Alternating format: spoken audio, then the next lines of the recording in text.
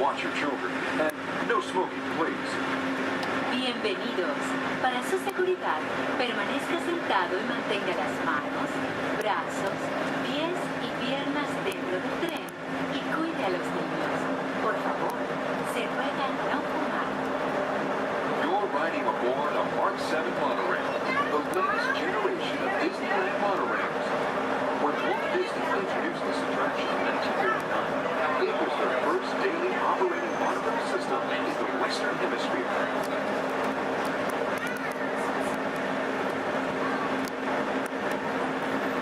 Just ahead is Disney's California Adventure, where you can live the ultimate California dream through attractions and live shows that are as diverse as the Golden State itself. The Towering Hotel is home to the Twilight Zone Tower of Terror, where you can literally take a thrilling drop into Hollywood history. The bear-shaped rock formation is part of the Grizzly Peak Recreation Area, a haven for outdoor adventures. Beyond it, you'll find the high-energy fun of Paradise Pier. Coming into view on the left are the villas at Disney's Grand California Hotel and Spa. It's the first Disney Vacation Club resort on the West Coast and shares the same arts and crafts style as the famous hotel, which we are now entering.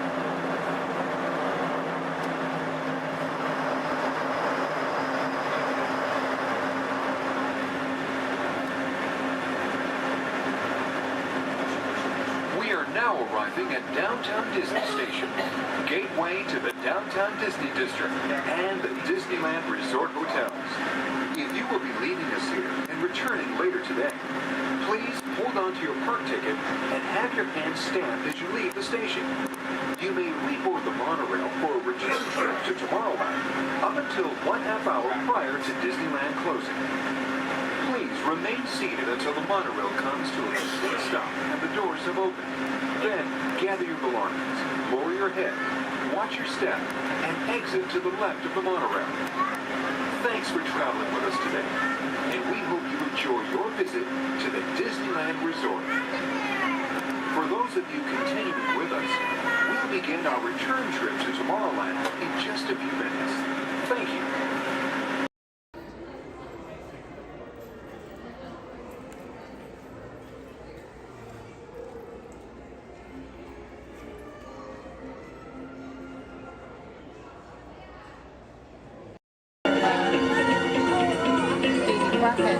Robots have been a part of our imagination for longer than you might think.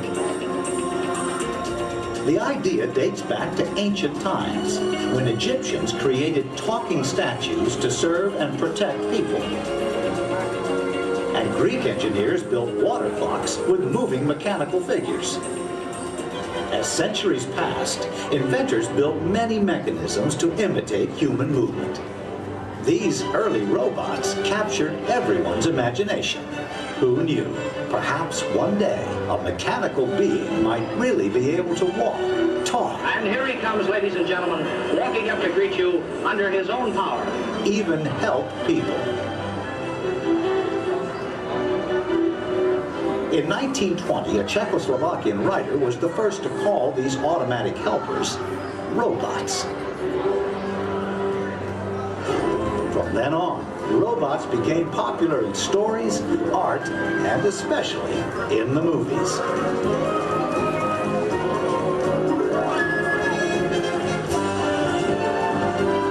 Movie robots often had fantastic abilities.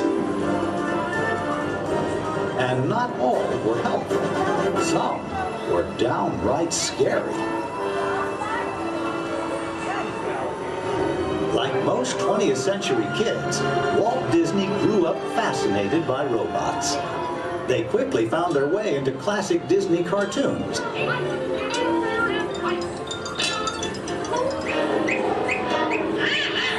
Walt's passion for robots soon took them out of cartoons and into real life. Whatever the man in the harness does, this figure will respond simultaneously in the same manner. Would you care for your life? I don't think we better. A little smoking on the stage. His magic kingdom became a welcome home for mechanical creatures of all kinds.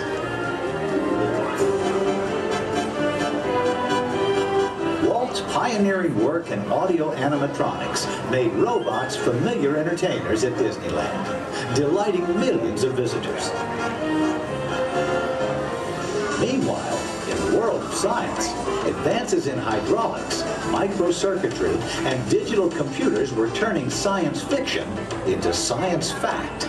Robots had stepped out of the realm of imagination. Today, they are everywhere we and they look. In outer space, in factories, even in our homes. For years, the biggest challenge robotics engineers faced was something we usually take for granted, the simple act of walking. Of course, walking on 2 feet isn't always so simple, especially when we're young. Even as adults, walking has its ups and downs, because it requires well-developed balance and coordination. Making a humanoid robot walk on its own 2 feet is very complicated. Yet this is the challenge that Honda, the mobility company, took on almost 20 years ago. Honda's first prototypes walked in a straight line only, and falling down was a big part of learning. The next prototypes had better balance, but turning was a very slow process. Step by step, the engineers persisted. They built more and more capable models, and finally succeeded in making the most sophisticated humanoid robot the world has ever seen. A machine designed to help people. Honda's advanced step in innovative mobility. Asimo.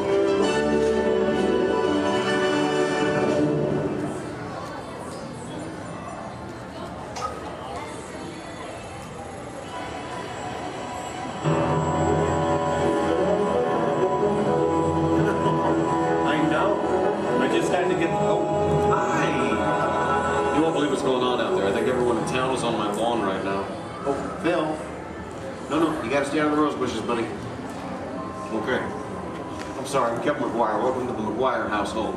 You see, we've been chosen as the first family to test the new Honda Asimo robot, and I just sent it out to go check on the mail. It was so much fun watching the neighbors' faces when they first see Asimo. Like, they all... No, you can't borrow the robot. Just... Okay. Now, if you're not familiar with Asimo, you're going to be amazed at the way it... You know what? You're just going to have to see it to believe it. Of course, when we first met Asimo a couple of weeks ago, we learned that its name stands for Advanced Step in Innovative Mobility. Oh, here it comes now. Everyone, say hello to Asimo.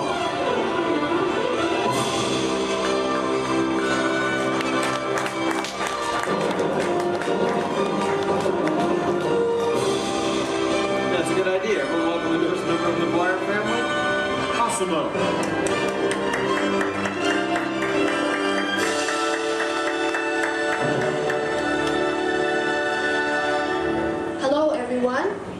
Oh, Asimo. Did we have any mail? No, but your neighbor gave this to me. Ooh, I wonder if it's from Phil. Oh no, it's an invitation to Cassidy's birthday party. My kids will be very excited, Asimo. Thank you, that was great. Well, I'm an amazingly capable humanoid robot. Yes. How can I help you? Well, actually, my parents are coming over later because my wife and I... Oh my goodness, I completely forgot. I was supposed to call my wife as soon as you got here. I was just having so much fun with the neighbors. You know what? We should probably call her right now. Come on, I've got her on speed dial.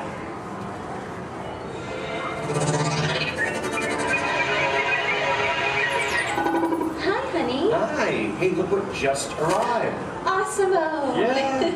Can I keep it? Sure. Hello. Hi, Asimo. I'm leaving work early today, and I'll pick up the kids. Okay. They are so excited. So I'll see you in a while. Oh, and honey, don't forget we're going out tonight. So remind your parents that they're babysitting and order pizza. Oh, yeah. Thanks. See you. Bye, honey. Bye. Bye, Asimo. Goodbye. Well, Asimo, welcome to the family. Thank you. I just need to remember to order that pizza. What do you think, sausage or pepperoni? What am I talking about? Now, developing the world's most advanced humanoid robot didn't happen overnight. It took teams of Honda experts over 20 years to create this amazing piece of technology. And we're talking about experts in the fields of physics, anatomy, mathematics, computer sciences, chemistry, mechanical, and electrical engineering. Oh, check this out. Asimo? Come this way, please. Now, if I'm sitting down, or in a wheelchair like my wife, Asimo's camera eyes are at about the same level as my eyes, and this makes communication very simple. In fact, if you take a look at the screen, you can see Asimo looking at me. Hello, Asimo. Hello, Kevin. Oh, Asimo, please turn out to all of our new friends. And everyone, wave and say, hello, Asimo. Hello, everybody. And there you are. Now, you might be wondering why Asimo isn't on wheels or treads or something like that. Well, Asimo is designed to help people and to be a helper in our world, a world where we need to reach for things and pick things up, or to navigate along floors and sidewalks, even just to climb a set of stairs. What better design than that of a humanoid robot? One that has 2 arms and 2 legs. And Asimo, how tall are you? I'm 4 feet and 3 inches tall. Which is the perfect height for opening and closing doors, or turning lights on and off, even working at table surfaces, or just moving things around the inside of a house. And Asimo, how much do you weigh? I weigh 119 pounds. And I wonder what all that would be in metric. Carry the one. I'm 130 centimeters tall and weigh 54 kilograms. All right. Oh, and how fast can you walk? I can walk about 2 miles per hour. And in metric, that would be about... That would be about 3 kilometers per hour. Yeah, that's great, Asimo. Thank you, Kevin. Now, in order for a robot to operate in our world, it must have the ability to walk. And walking can be very complicated. Follow me on this. You see, with each step that I take, my brain sends thousands of signals at lightning fast speed throughout my nervous system. Now, these signals travel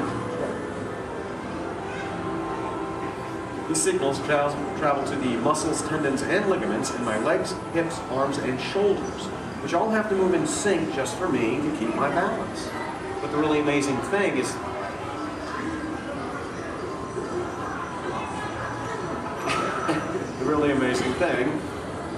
that Asimo does something very similar to this. It uses motors, sensors, and computers to keep its balance and walk like a human. Now, Asimo can also sidestep in a straight line or on a curve. And this makes navigating through a house with all of its constantly changing obstacles very simple. And believe me, Asimo, that move's going to come in very handy with my kids and all of their constantly changing obstacles. But what's even more impressive, not only can Asimo walk forward, but Asimo can also walk backward as well, constantly adjusting its center of gravity with each step, just like us. And Asimo's balance is so good, you know what?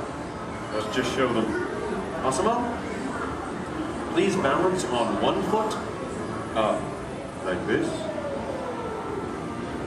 Yeah. Now Asimo makes it look easy. How about the other foot? All right. And Asimo must constantly analyze the data from all of its sensors and 34 separate servo motors. Well, Asimo, I guess it's true. There's really nothing you can't do, except fly, right? But I could play soccer. Yes, you can. You know, I think Molly left her soccer ball here, so yeah. Why not show everyone? Okay. Oh, hold on just a moment. Let me get some gold posts so we can make it official. All right, Asimo, bend it like Beckham.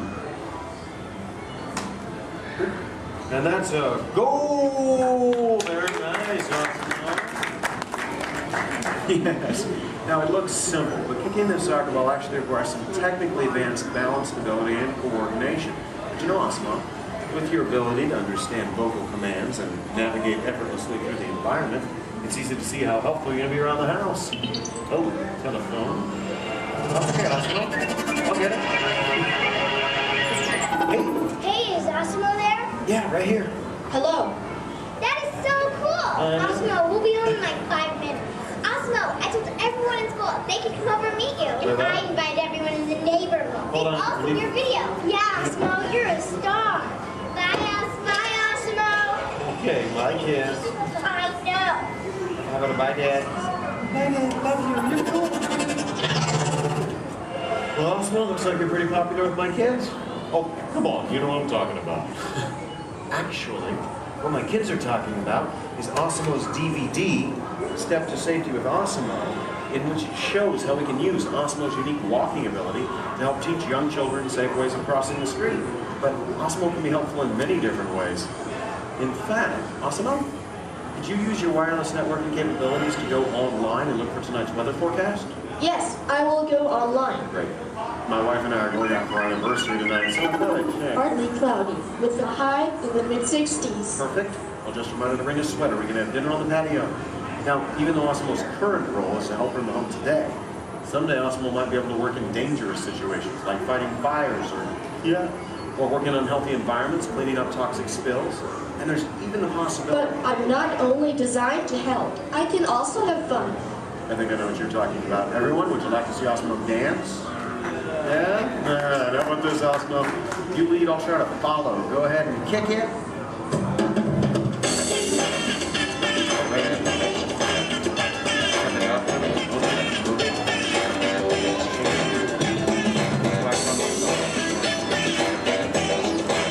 I have no real sense of rhythm. Maybe I don't have it.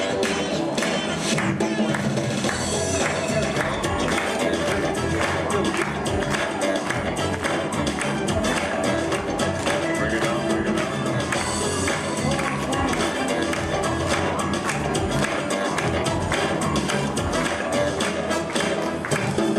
That was very nice, Osmo. Wish I could do something. Hey guys. It's on, Dorothy. Hello. Oh, hi dear. Hi, Mom. What are you doing? Trying to keep the rhythm. Tell them to be over in a while. Oh, your father says to tell you we'll be over in a while to watch the kids. Okay. That's about the robot. Oh, did that cute little robot arrive? Yes, Mom. Osmo's right here. Oh, good. Well, we'll see you soon. Okay. Make sure our room is ready. Make sure our room is ready. Dad, I can hear you. We can all hear you. You can hear your girl. We're good. Okay, honey. Bye. Bye. How do I turn this thing off, girl? Use the remote. It is the button on the right. My parents and technology don't always mesh well. There you go. Although, you know, this is the first time in a long time my parents have actually volunteered to watch the kids. I wonder why. It's a mystery. Anyway, if you'll excuse me a moment, I need to go check on them. A second, Osmo? Could you do me a favor? Yes, Kevin. Could you go upstairs and look into the room on the right to see if it's ready for my parents? Of course. Great. Now, what you're about to see is one of Osmo's most challenging maneuvers, made possible by combining all of its onboard technology. The ability to climb a set of stairs with balance and precision is a culmination of over 2 decades of research and development. Now, first, Osmo stops momentarily at the foot of the stairs and adjusts its position by reading a mark on the floor using the sensor in its torso. Oh, are you all ready, Osmo?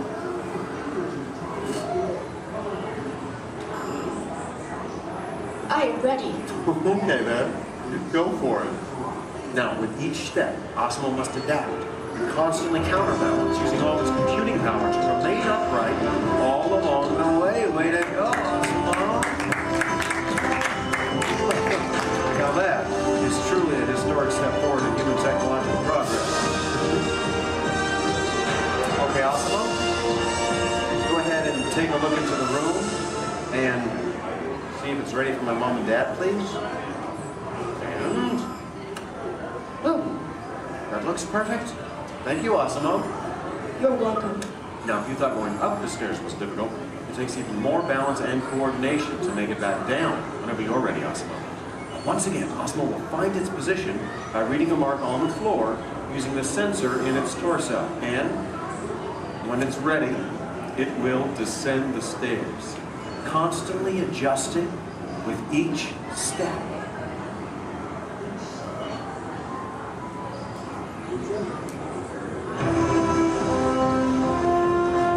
All the way down. That was amazing. Honestly, Osmo, I don't think there's anything that can top that. So, Excuse me. Yes? I can even run. That's right, you can. And we have the room. Okay, well, you get ready. I'm going to tell them. Folks, you're in for a real treat. This is something that I've heard about, but have never seen in person. You see, Osmo can actually run. Yeah. Okay, and it looks like Osmo's getting warmed up, which is something we all need to do before any physical activity. I mean, no one wants to get a cramp in a servo motor. Now, in order for Osmo to run, both its feet must leave the ground at the same time, if only for a moment. And Osmo is the only life-sized humanoid robot in the world that can accomplish this, moving at speeds of nearly 4 miles per hour, or in metric, 6 kilometers per hour. Okay, Osmo, you just let me know when you're all warmed up and ready.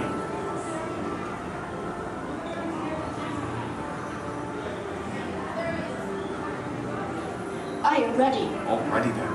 On your mark, get set, go!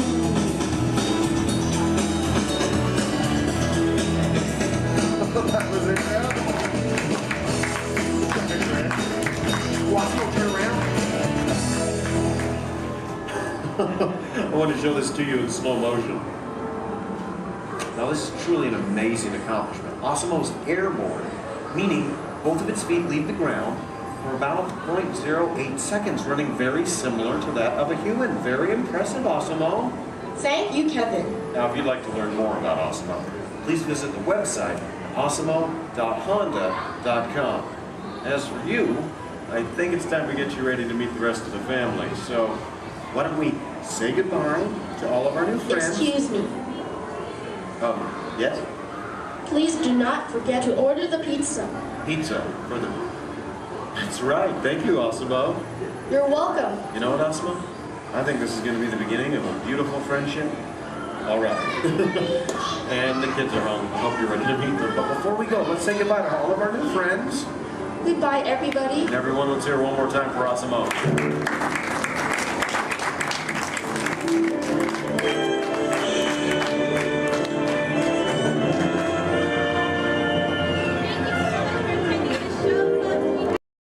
Thank you. Oh, we got company. Wow. All right. How do, people? All right. Hey, don't mind us. We'll be finished in just a minute. What's hey? How What are you you doing? guys still doing here? You're supposed to be at a show. I'm working. Now. I'd like to introduce our lovely manager. She's usually not like this, folks. She's usually worse. I heard that. Where is my limo? Good. Okay, come on, guys. Please, get in the car. Sorry, folks. We gotta go. Make sure Come on.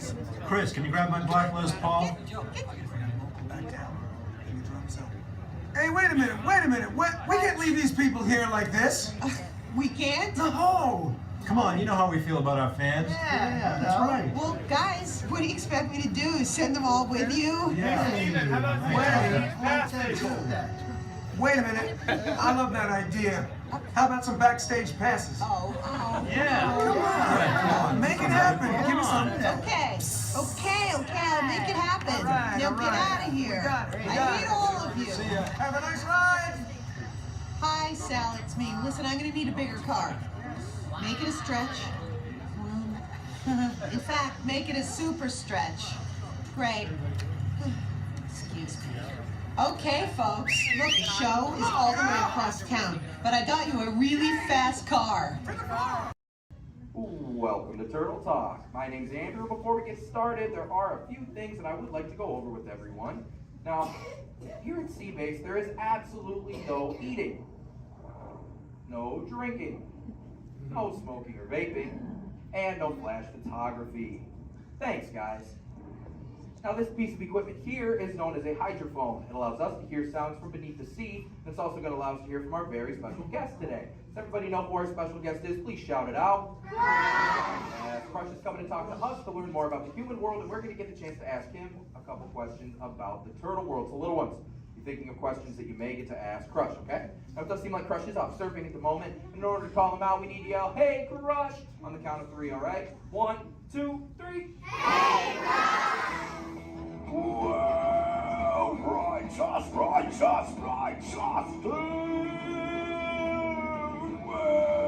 awesome. Check it out, man. Hey, dude, look. Double barrel, 360, totally tubular. Whoa, look at the humans in the human tank. Hello, humans. Righteous, man. Oh, dude, speaking of most righteous, look at this, bro. Hatchlings, grommets, offspring, totally chillin' sub-level. Look at this, right next to you, you got a little dudette, blue shell, brown noggin, goggles, and extra ears. Yeah, right there on the coral. Hey, bud, what's your name down there, dudette? Bella. Hey, what's up, bud? Are you having a good day, man? Yeah. Awesome. Can you talk like a turtle? No. Oh, I got your back. It's really easy. Just say, awesome. Awesome. Nailed it. Try this one. Say totally. Put them together. Say totally awesome. Totally awesome. Give it up for that dude. Righteous. Good job, bud. Totally good. You talk like a turtle. Hey, I got a dude over here with a gray shell, curly noggin, and goggles too. Sweet. Hey, man, what's your name down there, bud? Gustavo. Hey, where are you from, Gustavo? Where are you from? New York.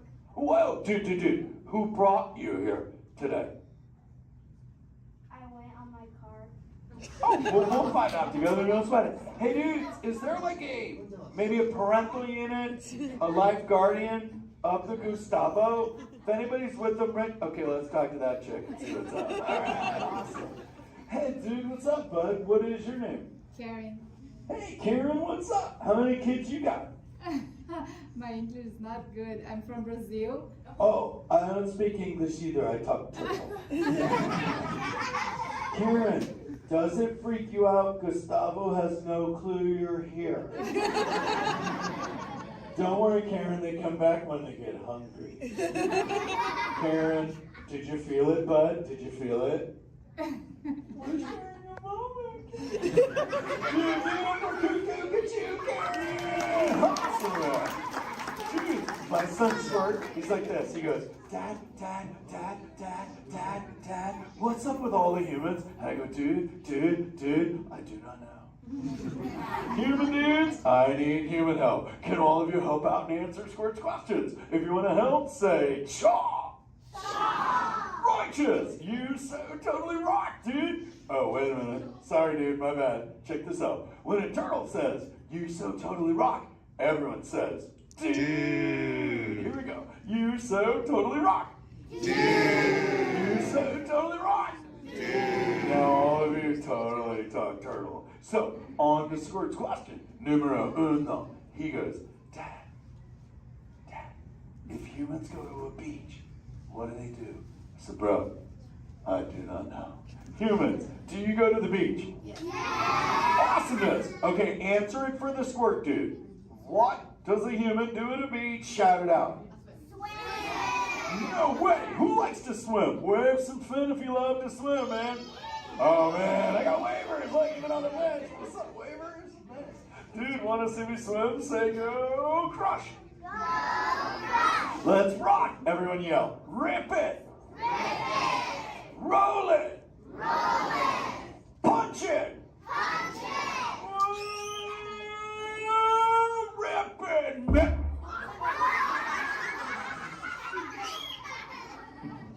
Hey, Crush, watch out for the glass. Hey, dude, thanks, Hank. How long has that dude been there?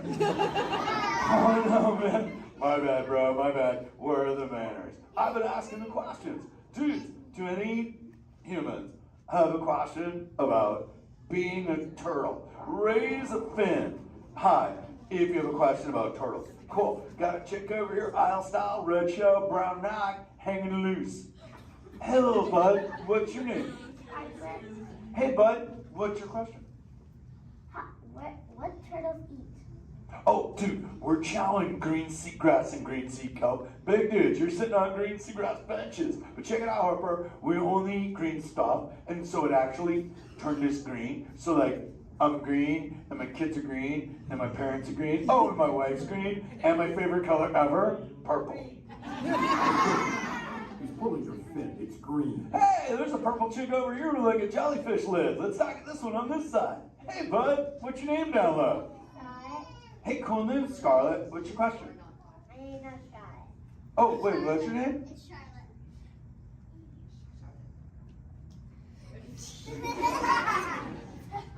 You don't have to tell me. Okay, what's your question, little bud? My name's not Okay. Hey, let's head over here. We got like a little friend on this side. Looks like a light blue shell, brown noggin. Let's talk to this bud. Hey, what's your name, dude? My name's Marley. Hey, Marley, what's up? What's your question? What's your favorite food? Oh, dude, besides eating green seagrass and green sea kelp, we totally chow on the jellies. Yeah, they're like so tasty. Hey, wait, Marley, do you eat food and sleep and stuff? Yeah. Do you know how to swim? Yeah. You're a turtle. Because all we do every day is eat, sleep, and surf. Hey, we got a bud by the bench. He's got a red shell curly noggin. Let's talk to that guy. Sweet. Hey, big man. What's your name, dude? Ezekiel. Hey, Ezekiel. What's your question, friend? How do turtles breathe? Okay, here's the deal. We have to go up every 15 minutes, bud, because I'm like you. I breathe oxygen. But here's the deal. We have to go up every 15. But when I sleep, Ezekiel, we can go in this little cave right there. See the green shell sticking out over there? We got to tuck under, and we can sleep 5 hours straight and absorb oxygen out of water when we're underwater. Who else has a question? This is kind of cool. Oh, whoa, dude, check it out. We got like a little friend chilling on this side by the bench. Looks like a grayish blue shell, brown rock sitting on her own flips. Dude, what's your name over there, bud? Abby. Hey, Abs, what's your question, Abby? How many babies can a turtle have? Well, mommy turtles, man, they go to a beach, but it's the same beach every time. And they drop off like 90 to 100 eggs. But here's the cool part. When the sand is really warm, Abby, everybody is a dudette. And when it's cold, they're all dudes. So we say, dudes are cool and chicks are hot. This is awesome, humans. Hey, the Jelly Man. I was talking about you, buddy. Oh, Crush. Hey, man. I'm trying to get away from a turtle pile. Marlon, turtle piles are a celebration. Everyone yell, turtle pile!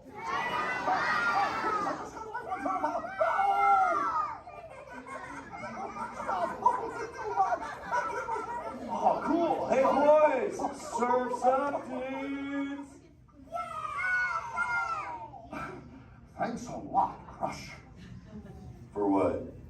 The turtle pile? Shout it out, humans!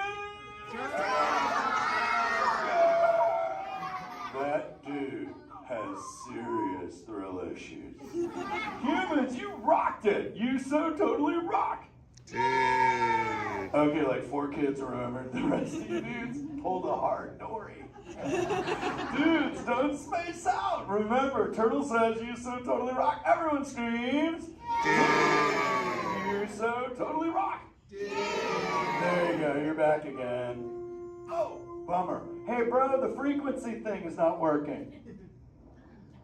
Whoa, it's Bailey. Call him back with your fins. Put your both fins up. Yeah, put your both fins up. Go.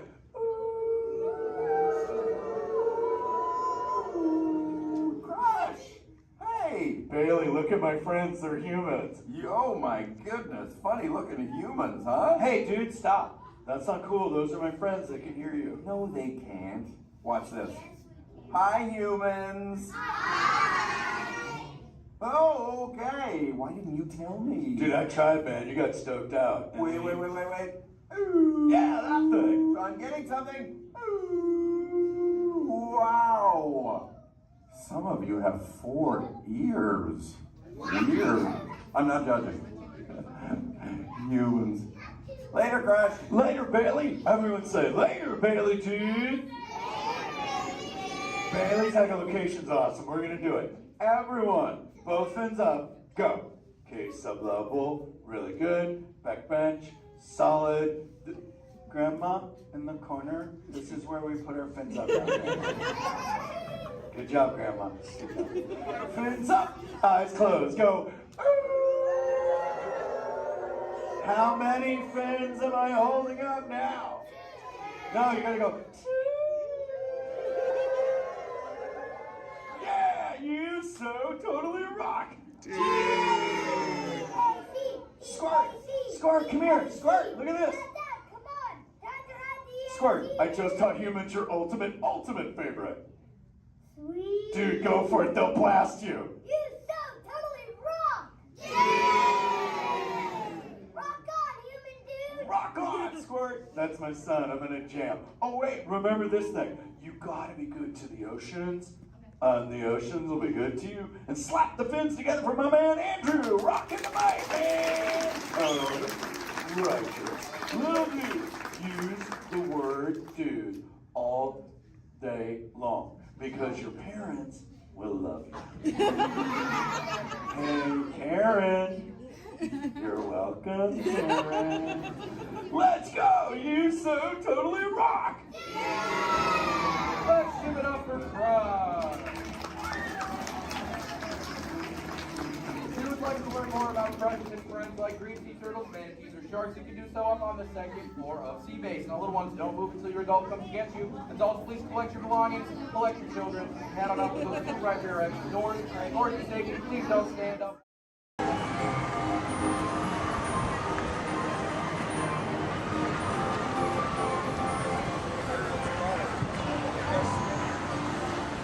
Rest all the hey, rest them all up.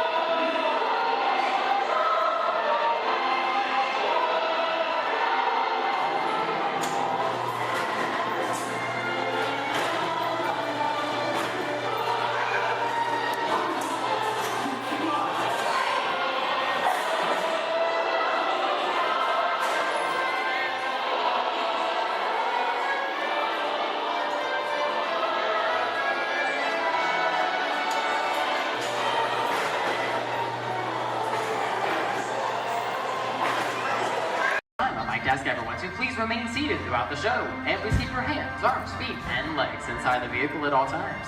Oh, don't forget to supervise your children, and for the safety of our cast, we ask that you please refrain from the use of flash photography and external video lighting. Now that we've taken care of business, let's talk about me. My name is Travis, and I'll be your guide for this magical journey into the movies. It's the perfect job for me because, well, I love movies. Is everybody ready? Great, the cameras are ready to roll. Ready when you are, CB.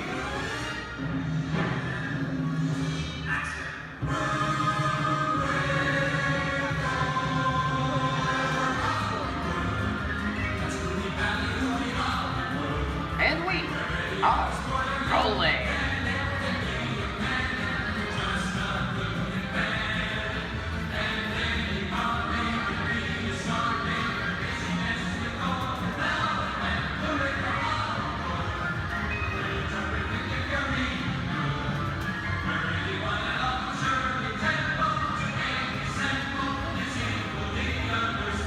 Hello everyone and welcome to the Great Movie Ride.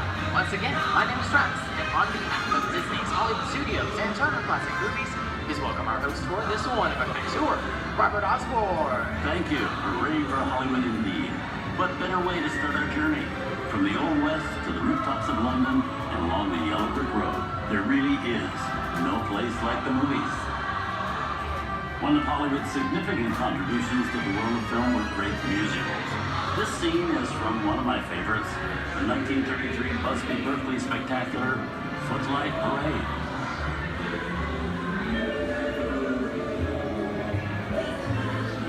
Here's one of the most famous of all dance sequences. It's from the 1952 musical classic, Singing in the Rain. Here's Jim Kelly singing in the rain. Literally.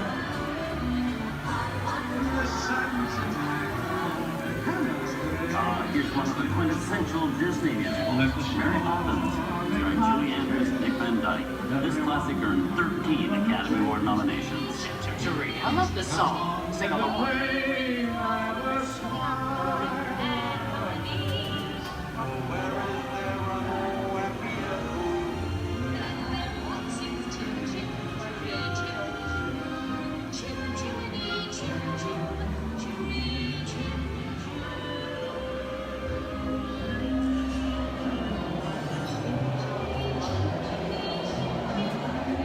Hold on to those wallets and purses, folks. This doesn't look like a very good neighborhood. Here's the birthplace of the gangster film, the seedy underbelly of Chicago from The Public Enemy, starring James Cagney. Released in 1931 before strict censorship rules were enforced, Public Enemy is a gritty, realistic, and violent look at the world of gangsters of the Depression era. I love this movie. In one famous scene, James Cagney shoves a grapefruit in May Clark's face. She can never look at breakfast in the same way again. These tough guys could turn anything into a weapon. You're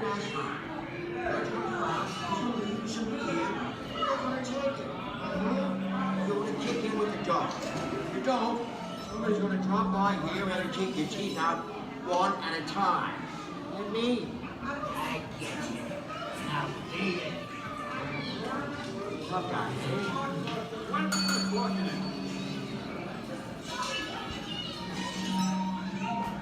Sorry about the delay, folks. I don't want to run a red light, even in the movies. I gotta let her leave my vehicle. I think it's time for a visit to a concession stand. Bye. So I was born waiting. Okay, Mugsy, whatever you say. Hey, how'd you know my name anyways?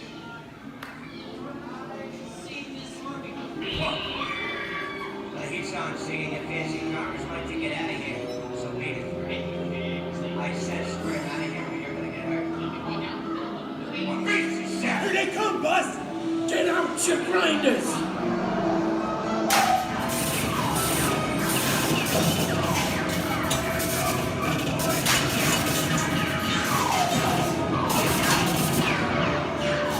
I'm hit!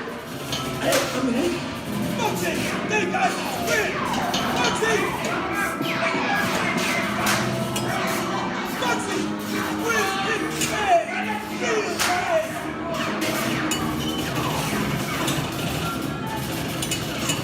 Everybody just sit tight. Running my life against the law. I will never break the law. Hey, watch this. No more red light.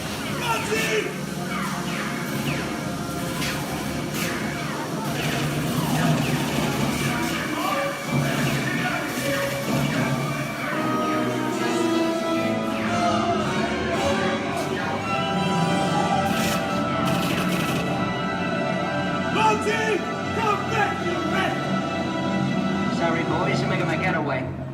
Give my regards to the warden. Suckers. What are you looking at? Everybody just mind your P's and Q's and, maybe you won't get hurt. Oh. This must be the west side of town, huh? Western films depict the legendary American wild frontier, where cowboys and their loyal steeds maintain order in towns against the untamable wilderness. John Wayne and Clint Eastwood are two of the iconic stars who epitomize this ideal of the stoic gunslinger.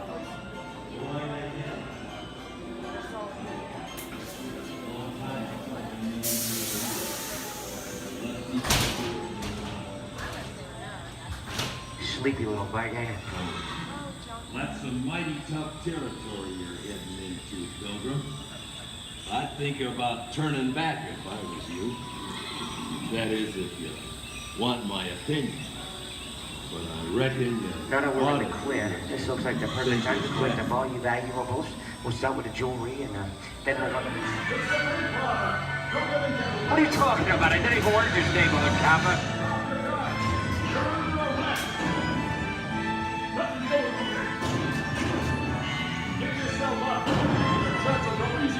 This is nuts.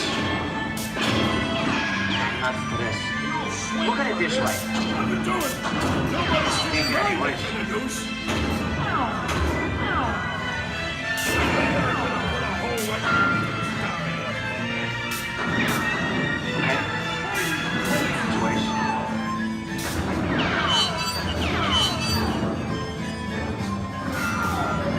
I don't know about you guys, but this is starting to get kind of creepy. Where are we? Jason? Science fiction has been a staple of classic movies, from George Méliès's Trip to the Moon to George Lucas's Star Wars. In 1979, director Ridley Scott and Sigourney Weaver made audiences believe that in space, no one can hear you scream. This is Aliens. Hey, you down face. How do we get out of here? Warning, remain in your vehicle. The area you are entering is extremely dangerous. Proceed with caution.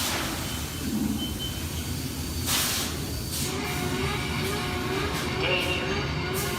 The emergency disrupt system is now activated. The ship will detonate in T-minus 10 seconds. The option to override automatic detonation expires T-minus 5. What is that thing?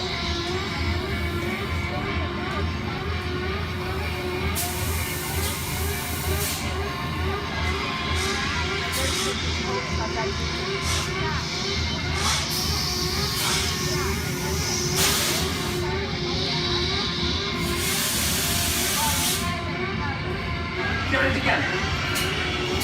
I'm getting out of here. That's enough creepy crawly things for one day, right? Wrong.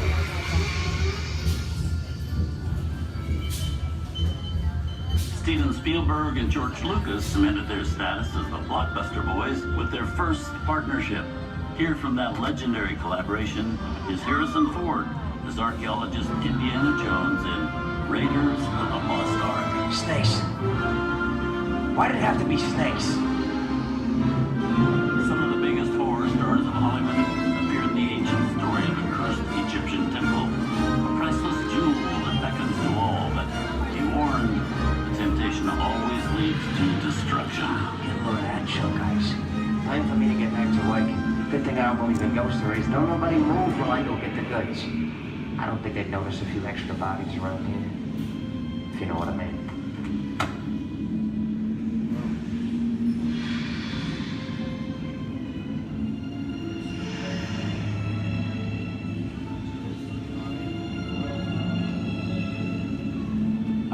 enough movies to know that you really shouldn't even think about trying to steal a jewel.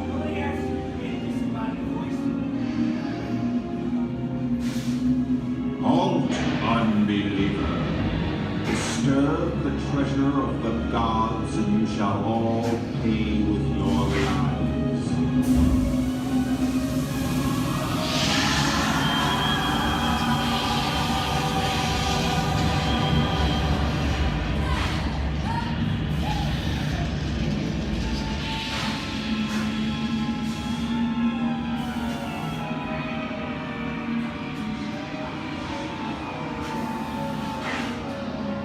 Not bad for my first movie, huh? The twist ending.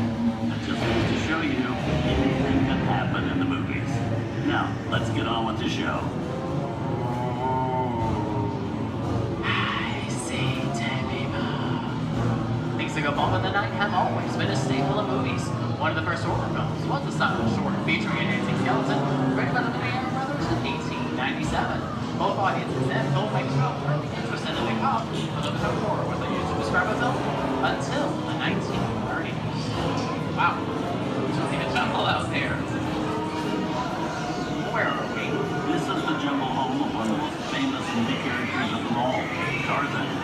The movie's most popular Tarzan is undoubtedly Johnny Weissmuller, who's run through 12 films as the King of the Jungle. Over there is Marino Sullivan as Jay, and Tarzan sidekick Cheetah, who was portrayed by over a dozen chimpanzee actors over the years.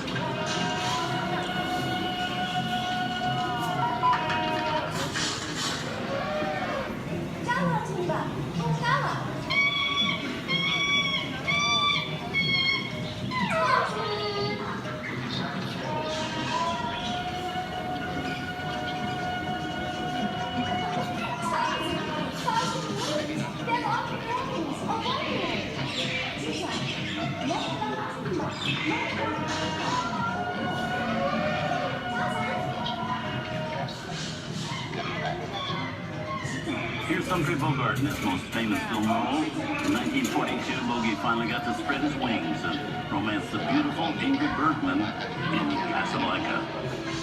Look, I know that it'd be noble, but it doesn't take much to see that the powers of three little people don't amount to a hill of beans in this crazy world. Someday you'll understand that.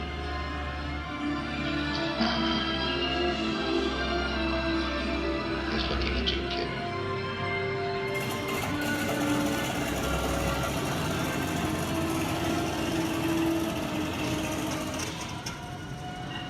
Inside of us, we both know you belong to Victor. It was work the thing that keeps you going. That thing keeps you around, not with it. And now, one of the most famous movie stars in one of his greatest roles, Mickey Mouse, as the Sorcerer's Apprentice in Fantasia. When the film came out in 1940, Walt Disney promised to add new musical sequences in the future. His nephew Roy kept that promise 60 years later with the release of Fantasia 2000.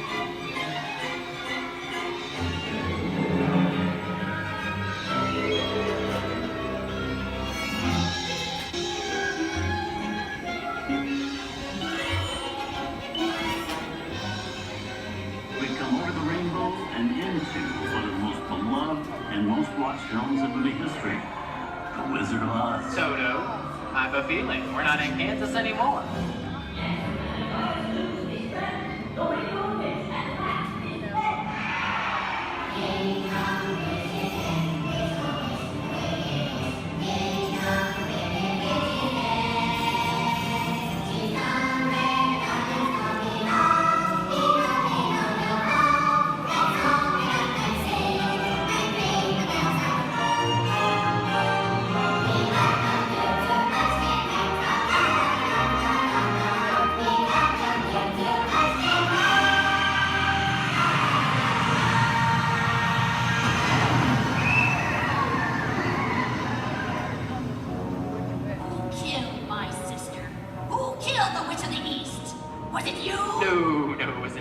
I didn't mean to kill anybody. Well, my little pretty, I can cause accidents too. Oh, rubbish. You have no power here.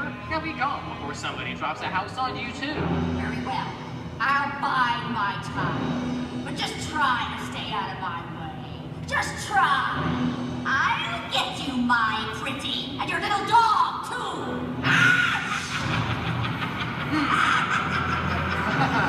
supervisor how we get out of here. What do you folks think? Which way do we go?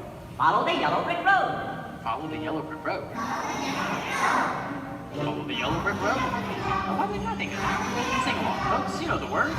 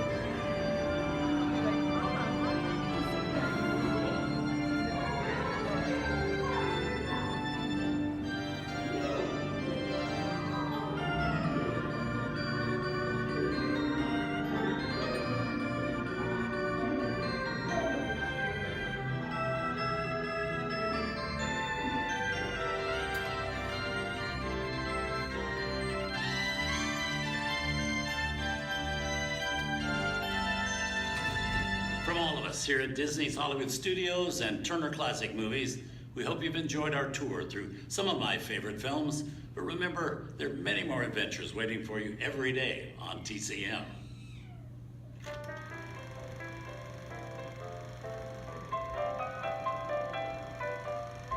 We didn't need dialogue. We had to face it. Wait a minute. You ain't heard nothing yet. Step in time!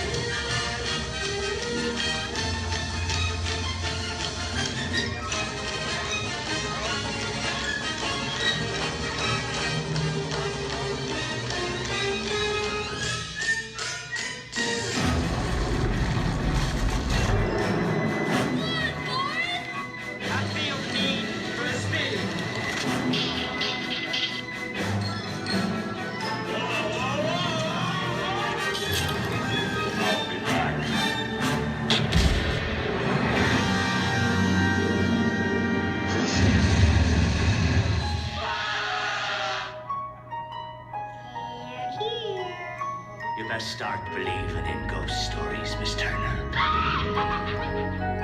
Is it safe? I have a feeling we're not in Kansas anymore. I'm a man. Well, nobody's perfect.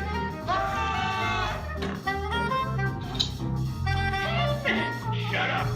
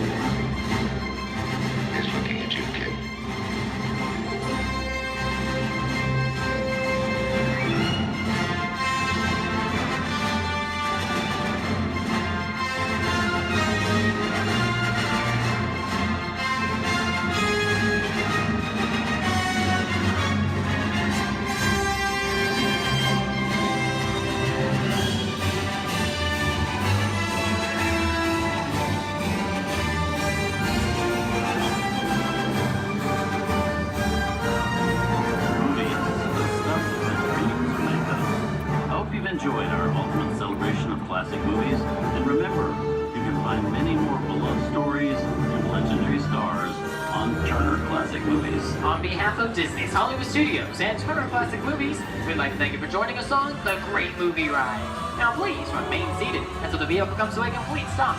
Please take small children by the hand and gather your personal belongings. And once these doors have opened, rise dramatically to your feet and make a frantic towards the rear of the vehicle. Oh, and one more thing. When I yell action, don't forget the thunder is the law for yours truly. Okay, quick, everybody. And action!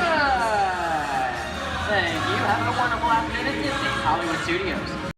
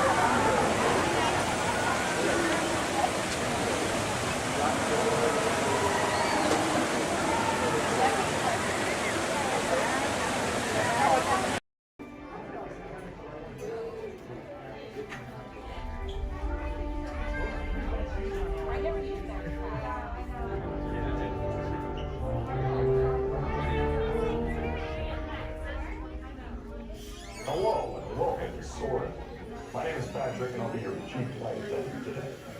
We'll begin boarding in a few minutes, but first I'd like to acquaint you with some important safety information. When the doors to your flight open, please take a seat and store all carry-on items in the under-seat compartment. This includes cameras, purses, hats, and, of course, these little dudes. Next, fasten your seatbelts, inserting them into the buckle on your right. If smaller aviators don't measure up to the height indicator on the seat, just put the belt through the loop in the center strap before buckling it.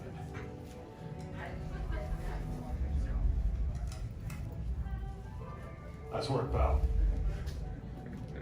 Soon you will be airborne. So if you or your little aviators have a fear of flying or of heights, you might want to wait for your party if you like. Okay, let's review. That is seat belt, carry-on item, safety strap, fear of heights, keep your hands and arms inside at all times. Anything else? Yeah. Have a nice flight. Alright, my friends, we're gonna load row 3, followed by 2 and 1. Row 3, please follow me. 2, you're gonna follow 3. 1, you're gonna follow 2.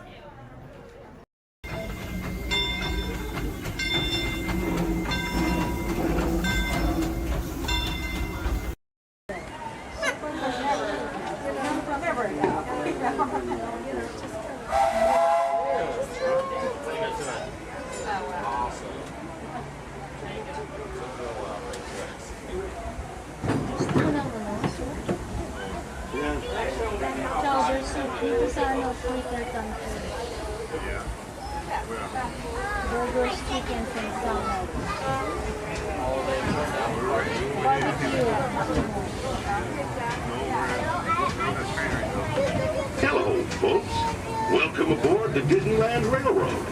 We're now embarking on a grand circle tour of the Magic Kingdom, with stops at New Orleans Square, Mickey's Toontown, and Tomorrowland, followed by a visit to the Grand Canyon and Primeval Room. We got a lot of traveling ahead of us, so remember, for a safe trip, you need to stay seated, keeping your hands, arms, feet, and legs inside the train. And please, watch your shoulder. Bienvenidos a bordo del Disneyland Railroad. Para su seguridad, permanezcan sentados y mantengan las manos, brazos, pies y piernas dentro del tren. Y pueden caer. Gracias.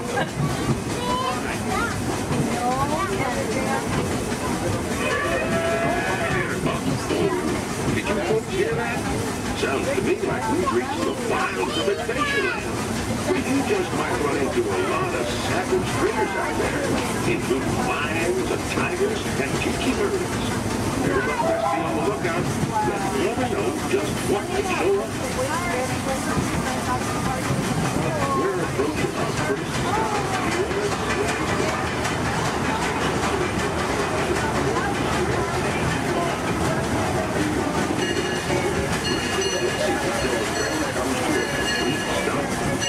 watch your step or get lost. Have a good time in the frontier, yeah? For those of you continuing on, we'll be resuming our trip in just a moment. This is New Orleans Square. Take a drink.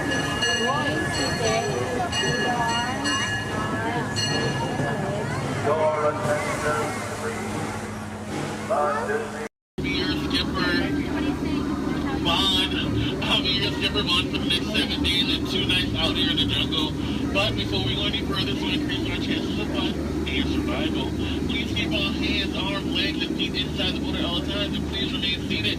Oh, and watch our children. Because if you don't, the crocodiles will. Yeah, they have an excellent day here. So now we start our venture off of the Amazon River. It's the home of some of the most beautiful butterflies. Did you guys know that their wingspan can grow from 12 inches to a whopping 1 foot? Yeah, we call them the rulers of the jungle. True monarchs for you. And now we come upon Inspiration Falls. We call this Inspiration Falls because the longer you stare at it, the more it inspires you to go. Like deeper and deeper into the jungle that is. Can everyone say ooh? No, everyone say well, that sounds like inspiration means that we're going to keep on traveling. Well, we're not just crossing different rivers, we're actually crossing into another continent. We're now on the Congo River in the deepest, darkest part of Central Africa. Ooh. I didn't say so. Now, if you guys have not seen it before, there's a Jungle Book. You might get it because it's like the book in the jungle. Never mind. So now up ahead, we have a big welcoming party just for you guys. Everything's in full swing. Everyone should be here, as you tell from the music, that no one is here. I cannot see anyone. Canoe? No? Okay. Don't worry. My pet python is here, but don't look him in the eye. He can develop quite a crush on you. the relationship can be a little restricting, but we're not going to get wrapped up in that, okay? We're going to stop at my base camp just to grab a couple of things we need for the journey that would happen. Oh, great. They do this all the time. They throw all my stuff everywhere. They break my dishes, and now they even flip my Jeep. I really wish they would have flipped my house. I would get a better return on it. Well, anyway, we're in the Nile River. The Nile River goes on for now and now. You make a left, it goes on for a couple more now. But if you don't believe me, then you must be in No. Just believe we're disagreement. Come on, guys. Anyway, this is the African elephant. One way you can tell it's an African elephant is because of the big floppy ears. Can you guys get the second way you can tell they're African elephants?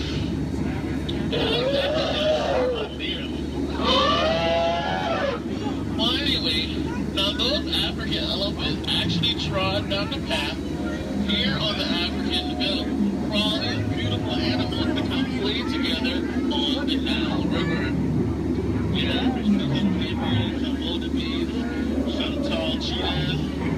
Oh look, and now me and his family of mine are playing so nicely with that zebra that he is dead. Tired. We're just gonna let him rest in peace, sis. Now see, this is a sight to see. I told these guys that a grinder can outrun a horse. Did they listen? No. Well, I guess they'll get the point in the end.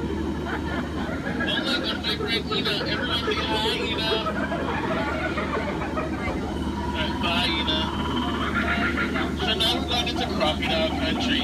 Please hold your favorite child close. You know who they are.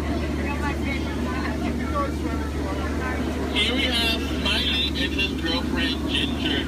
Be careful, Ginger Snap. Yeah, she is one tough cookie. I'm sorry, that was a crummy joke. I thought I was milking for what it's worth. And look up ahead, we have what we call falling water, named after Dr. Albert Falls. Did you guys know that there's 100,000 different types of bacteria in that one waterfall? Yeah, feel that mist on your face. If you don't feel it now, you're gonna feel it later. Oh, and now it's time to talk about me. Now, as it is pleased to see this is when I landed my job here. I actually took a crash course. My career never took off the way I thought it would. Ever since then, I was playing it. But that'll the tail end of that story. Thank you guys for listening. And now we have that house. Don't worry, guys. I will scare them away with my trusty gun and some discouragement. Down Hippo, bad Hippo. What would your mother think? Thank you. Yay, I'll see you later. So now we are headed to Headhunter territory. This is a terrible place to be headed. Yeah. Now up ahead, this is my last group. They're a bunch of boneheads. The guy in the front, that is art, and that's a sculpture. Now these guys are dancing in a circle only for one reason. They forgot how to dance. And they're attacking. Everyone, get down! Use your children as shield. I mean, shield your children. Shield your children. They're the future. Yeah, ricochet, ricochet. Ricochet. If you guys get hit with a spear, please take it out and throw it back. We cannot take any souvenirs with us. And now this is awkward. We're going behind a waterfall. Please, nobody move, okay? I don't want to get my hair wet.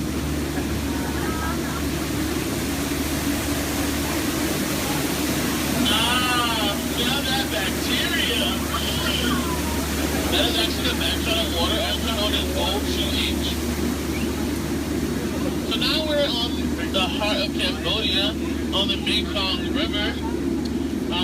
Apparently, there was an earthquake, because now this temple looks a little... They do have their trunks on. And a lot of you guys may think that's water coming out of their nose. Well, it's not. And this guy here, if you guys think it's a practical joke, sometimes he sprays your boat. So I think we're going to miss him this time. So if we go back really, really fast, we can miss him. Maybe not. You might want to duck, duck, duck, duck, duck, duck. Goose is a very fun game to play. I'm actually a two-time world champion of Duck Duck Goose. this is my favorite part of the cruise. I want to point out some of my favorite plants. Pay attention, please. That one. That one over there. The green leafy one right there. And then the tall one in the back. Did you see that? Okay. And here we have Trader Sam. Everyone say hi, Sam. Hi, Sam. Hi, guys. So, Sam is actually the head salesman of the jungle, but recently his sales have been shrinking. So he's got a great offer going on for you guys. 2 of his heads for 1 of yours. So no matter which one you guys place it or dice it, you always come out ahead. So now we're returning back to civilization. Please keep your hands, arms, legs, and feet inside the motor all the time. And please remain seated. This is kind of awkward. I'm horrible with goodbyes. So I'll leave you guys with these parting words. The same thing my mom told me when I turned 9 3/4. She said, "You're a skipper, Bond. Now get out." Oh, please watch ahead and watch your step. If you miss your step,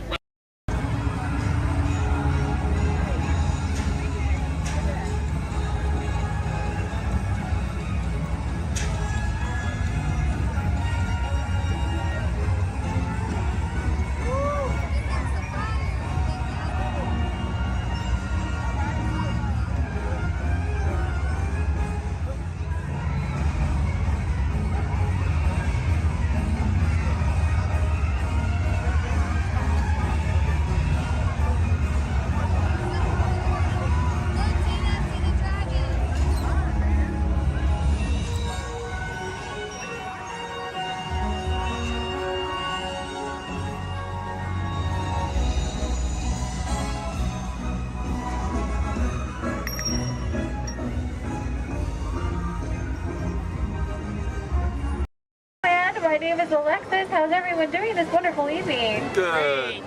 That was the most believable I've heard all night. But we're going to try it again anyways, folks. How's everyone doing this wonderful evening? Great. All right. Once again, my name is Alexis. I'm going to be your storyteller and captain for the evening. Just as a friendly reminder, please keep your hands, arms, and fingers inside the boat because Monstro does not like finger food. Oh, my folks, it looks like we are being swallowed by Monstro the whale. This is the very same whale that swallowed Pinocchio. But not to worry, folks, because Pinocchio was a smart little puppet. He lit a fire in here that made Monstro sneeze, and Monstro sneezed so hard that he blew his tail right off. Now, Monstro's not half as scary as he used to be. Haha. Around the bend to your left, you'll find the cave of the big bad wolf. And across the way, the homes of the 3 little pigs, the one made of straw, the one made of sticks, and the one made of 100% wolf-proof brick. Just beyond this bridge to your left, you'll find the village of Alice in Wonderland. Alice's home is the one in the corner with the thatched roof, and if you follow this small cobblestone walkway, you'll find the home of the White Rabbit. This is where Alice fell down and began her adventures in Wonderland. To the right in the center of the canal, you'll find London Park, made famous by the film Peter Pan. This is where Wendy, Donna, and Michael, with a hum of Tinkerbell and a few happy thoughts, followed Peter Pan all the way to Neverland, where you never have to grow up. Straight ahead, you'll find the city of Agrabah, city of mystery and enchantment. The busy marketplace below is where Aladdin and Jasmine first met, and Aladdin, being that prince of thieves that he is, he not only stole bread that day, he stole Princess Jasmine's heart. Aww. And it's underneath these rose-covered arches where Aladdin and Jasmine took their first magic carpet ride into a whole new world.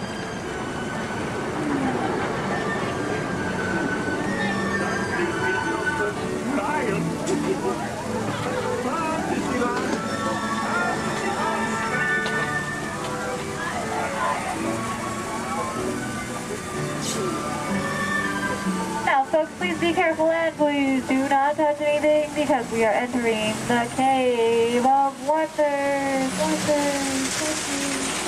As Aladdin and Abu discovered, this cave holds one treasure more important than all the others.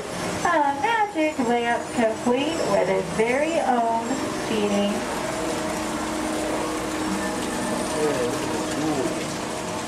To the right, you'll find the home of Snow White and the Seven Dwarfs.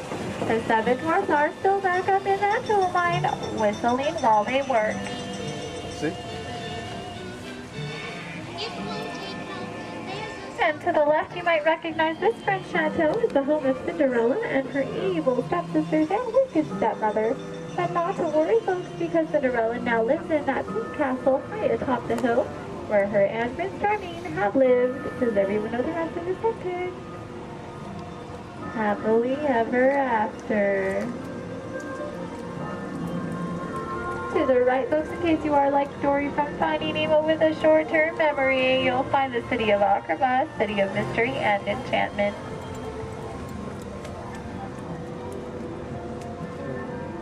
To the left, you'll find the world-famous patchwork quilt. This patchwork quilt is comprised completely out of desert flowers, and it, along with every other plant and tree here in Storybook Land, are 100% real. They have just been miniaturized by a process known only by Tinkerbell and a few of our Disneyland gardeners.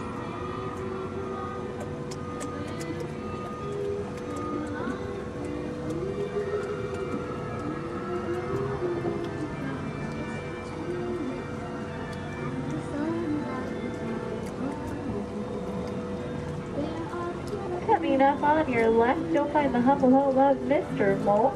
And just beyond that, the not-so-humble home of Mr. Toad. Doesn't look like either of them are home right now.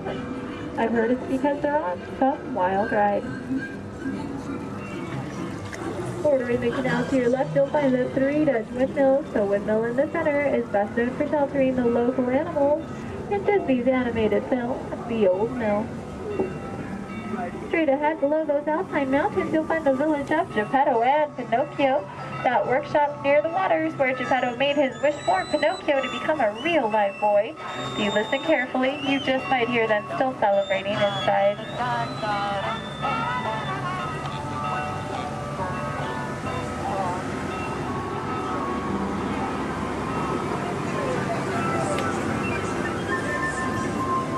Coming up on your right, you'll see the ship of Prince Eric. The sandy beach nearby is where Ariel took her first steps on land and saved Prince Eric. That castle on top of the beach is where her and, you guessed it, Prince Eric, now lives happily ever after. And it is behind this waterfall that you'll find the Kingdom of Club. This is where Ariel grew up and is still the home of her friends, the Boston and Saunders. Folks, it looks like our journey is coming to an end. For those of you closest to the dock, please remain seated with your hands, arms, and fingers inside the boat. Thank you for joining us here in Storybook Land. We hope you have enjoyed your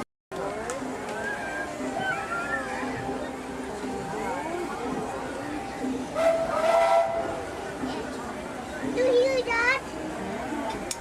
It's a choo-choo. Whoa!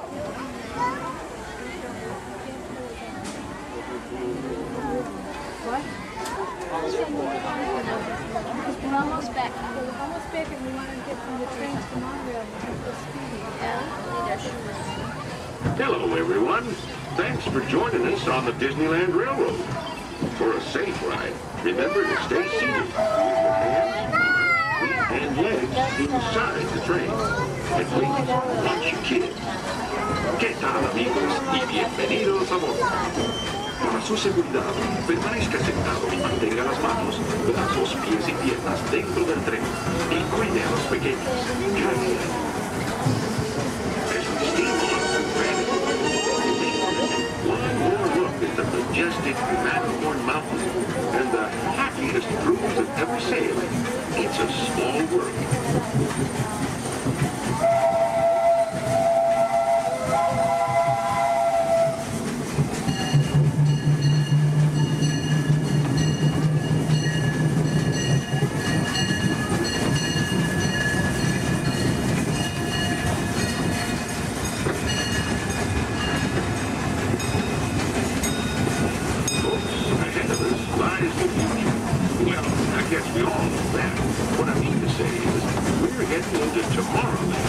Where everything is possible. Look overhead. You might catch a glimpse of a monorail. When Disneyland introduced the monorail back in 1959, it was the first daily operating monorail system in the entire Western Hemisphere. Winding below us on the wheel, where drivers of all ages could get behind the wheel of a car, and no license is required. If you ever wanted to become an astronaut, then you might want to stop at Space Mountain and start to it. Really got some incredible flying spaceships that launch you into the deepest reaches of space. You can ride them if you got the mind and the nerve.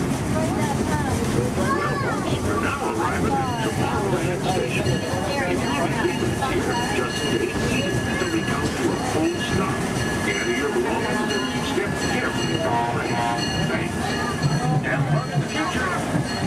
For the rest of you, just sit tight. We'll be on our way again in just a minute.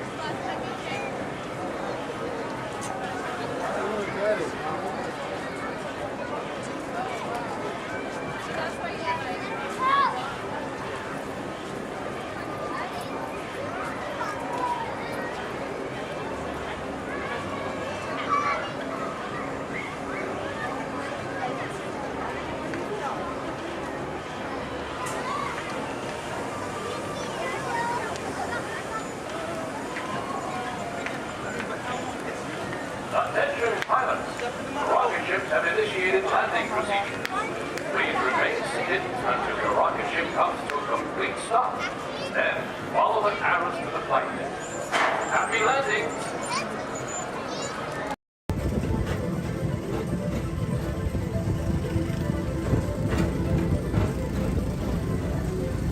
Attention all visitors from Galaxy M31. Please keep forward-facing tentacles clear of oncoming vehicles. Thank you.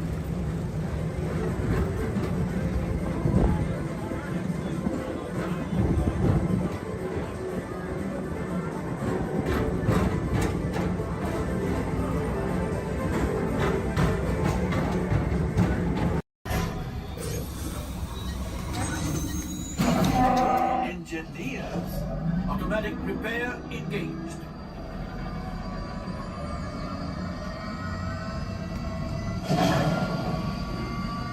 Pilot, push the flashing button to take off. Pilot on the left.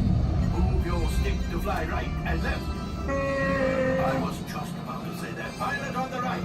Pull back on the stick to fly out. And push forward to fly down. Oh, watch it! Chewie is flying this thing look in the air. Weapons are online. Left pilot, hit the booster. Now let's go get that coaxial. Right pilot, make the jump to light speed.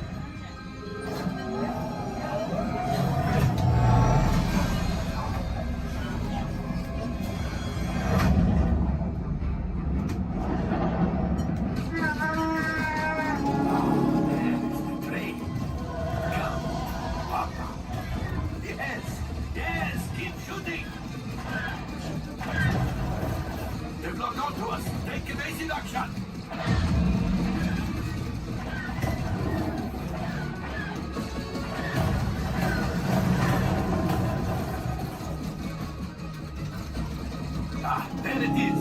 After that train! Gunners, fire the harpoon! Excellent! Now, gunners, shoot the cargo free! Left pilot, brakes! Well, my friends, that could have been much worse. Okay, it's much worse.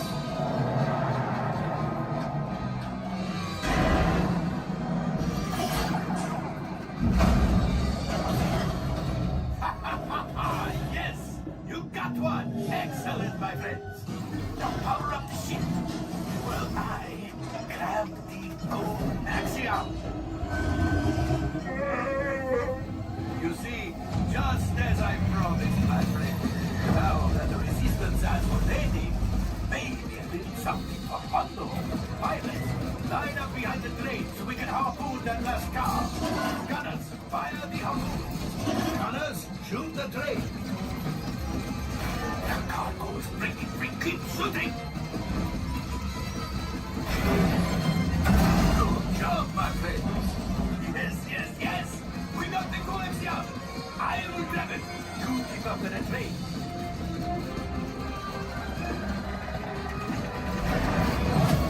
Gunship. Oh, that's ridiculous. Things are getting too hot. We're going to get out of here. A distraction! Fire the missiles at the train! Hey!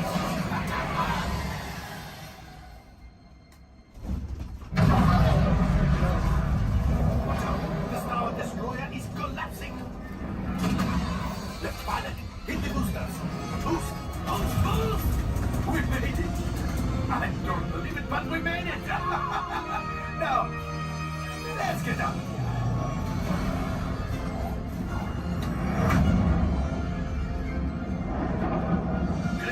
My friends. You retrieved 2 containers of coaxium. This will greatly help the resistance. You have heard the First Order and made Chewie proud.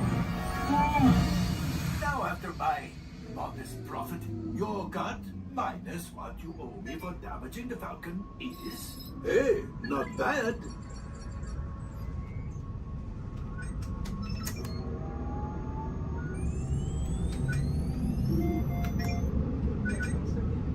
R5, damage report. Engine failure. All right.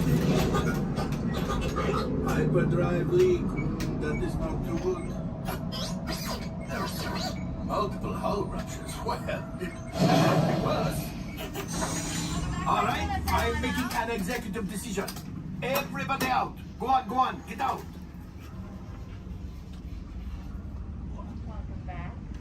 All available techs, we have a Corellian freighter that needs immediate transport back to the maintenance bay.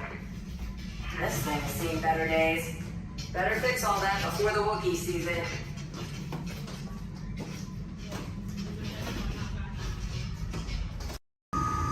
Welcome aboard the Walt Disney World monorail to Epcot. For those of you standing, please hold on to the handrails throughout our journey and stay clear of the door. For the comfort of others, no smoking, please. Thank you. As we turn south, you can catch a glimpse of the spires of Space Mountain in the Magic Kingdom. Nearby is Disney's contemporary resort.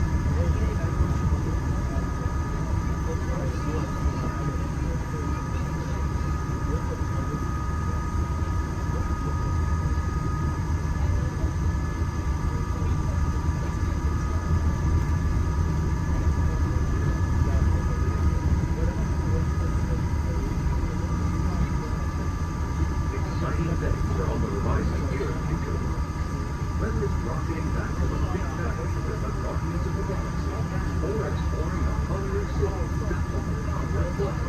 These words are truly inspiring. If you're looking for an exhilarating sensory thrill, step into Mission Space, where you and your flight crew can sign up for one of 2 out-of-this-world missions. And just next door is the new Space 220 restaurant, where you can eat adult and enjoy stellar dining in space. At Test Drive, you can experience the exhilaration of test driving a vehicle all on the fastest ride ever created for Walt Disney World. Across the river and World Showcase, you'll find representatives from the host nations, making this a truly international experience. Some exciting new adventures from around the world are coming to France, Canada, China, and the United Kingdom. Join us tonight at the Lagoon to celebrate together during the nighttime spectacular. There's even more for you to explore as you come around the world with the inside of Plus Pyramids, unleash your spark and journey into imagination with figures and experience your favorite short films like never before at the Disney Pixar Short Film Festival. Next is the Land, where you can celebrate Earth's rich diversity. The Land is also home to Soaring, a free flying adventure across the wonders around the world. Here at the sea, you'll be able to meet some of your favorite undersea pals from Disney Pixar's Finding Nemo. We're approaching the Epcot monorail station. For our smoking guests, there are designated smoking areas just outside the park. Please hold on to the handrail and stay clear of the doors until the monorail stops completely and the doors open. On behalf of the cast of the Walt Disney World Resort, welcome to Epcot.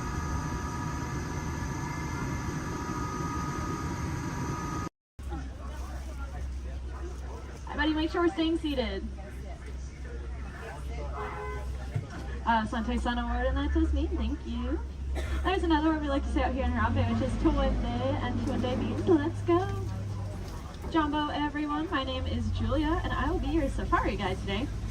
A few quick safety reminders before we head on in. Just make sure to keep your hands, arms, feet, and legs inside the truck, and make sure everyone is staying seated for the entire safari ride. Above you, you'll see that animal spotting guide. That'll help you identify some of the animals that we might be seeing out there today. So go ahead and look it over for a quick second, see if you can find any of your favorites. That's also a great time to get any cameras or phones out and ready, as the roads are going to be pretty bumpy and we won't be able to stop for every animal.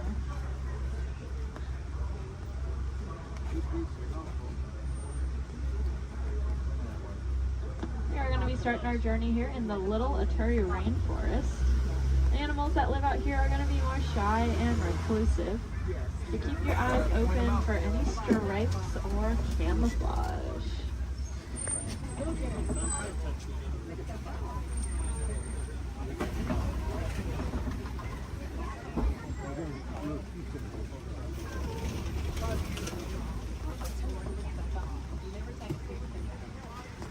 Like off to the right, there's that okapi.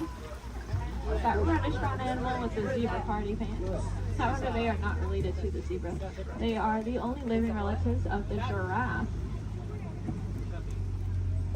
Just like a giraffe, they have a very long tongue. Theirs are so long they can lick their own eyes. And if you look down to the left, you'll see a bird standing on a nest. There's actually a couple eggs, I believe, in there, maybe.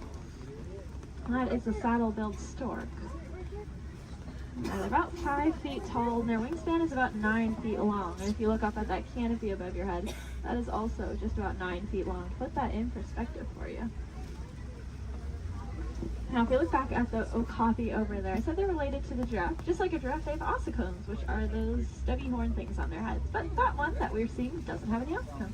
That's because she's a female. Only male okapi will have them, whereas all giraffes will have them. Up on the hill to the right are the greater kudu. And we can tell they are female. That's because they don't have any horns on them. The males will have horns that can spiral backwards up to 6 feet long. If you look off to the left against this cable wall here, you'll see a black rhinoceros. Kind of looks like one of those boulders, just a lot smoother. Now these black rhinos are unfortunately critically endangered. There are less than 10,000 individuals left in the whole world, and that's including that one we are looking at. They don't have any natural predators though. That is all due to the poaching of their horns. Their horns are thought to have medicinal value to them, so they'll be rounded up and used in medicines. However, those horns are made entirely out of keratin, which is the exact same thing that our hair and our fingernails are made out of.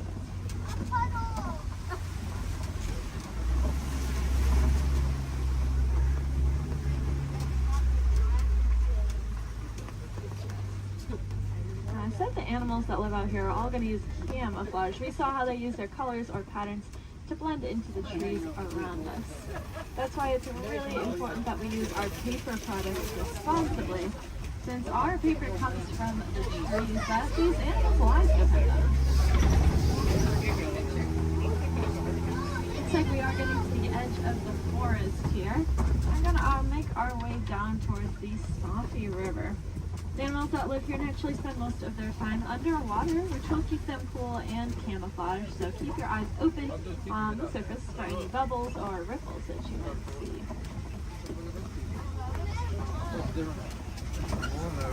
Looks like off to the right there are some pink-backed pelicans. We get that name for that slight pink coloring on their back. That'll be there all year round. It'll get brighter during mating season though. I like to say it's because they're putting on their blush.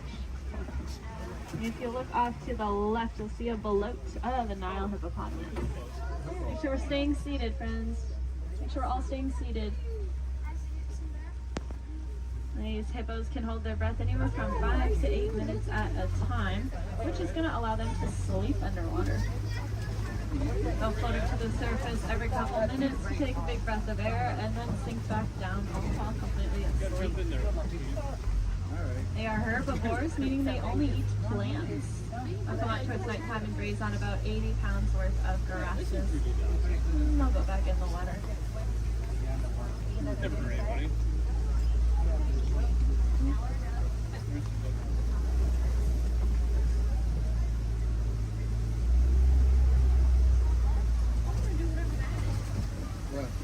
Keep your eyes to the left, especially as we cross over this bridge up ahead here, and you'll see the Nile crocodile.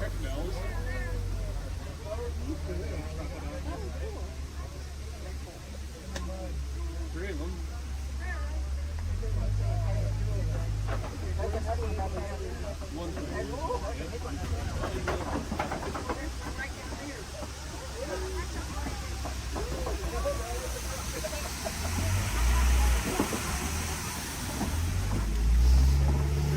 Those crocodiles are pretty impressive. They can weigh anywhere from 500 to 1,000 pounds, be as long as a giraffe is tall, and they have the strongest jaw and bite force of any animal. Being said, they are really amazing parents. They're going to take their eggs, put them in their mouth, and roll them around very, very gently. That'll help break up the shell, making it a lot easier for those babies to hatch. It sounds like there is an animal in the road up ahead, so I think we're going to hang tight here for just a second. This is their home, and they can go wherever they want, and sometimes they choose the middle of the road. But we'll just wait for them.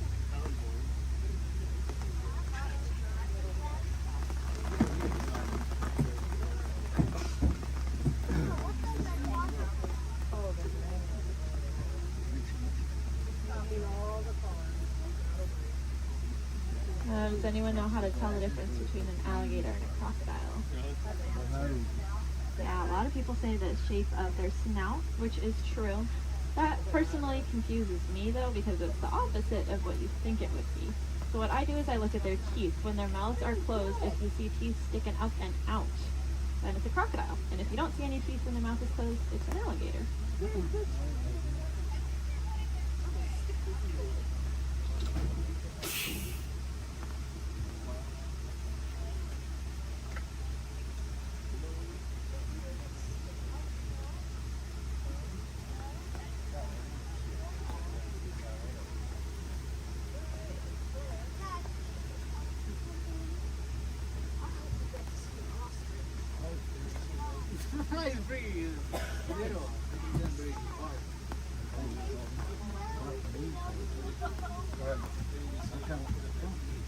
Well, thanks for your patience here.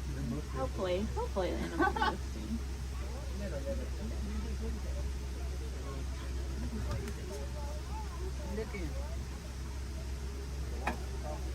Crocodiles are also something that are called a living fossil, which just means that they were alive way back when all the dinosaurs and all them were alive, but they never went extinct and they didn't evolve into a different species. They kind of just stayed. There's a lot of other animals like that, like horseshoe crabs, cockroaches. They're all living fossils. But so are those crocodiles and alligators.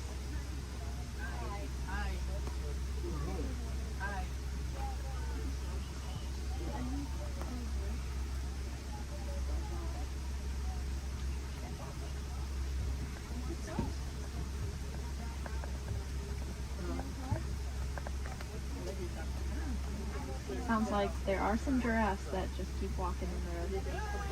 This is just what we call a giraffic jam. Now you can say you went to Disney World and got stuck behind a giraffe.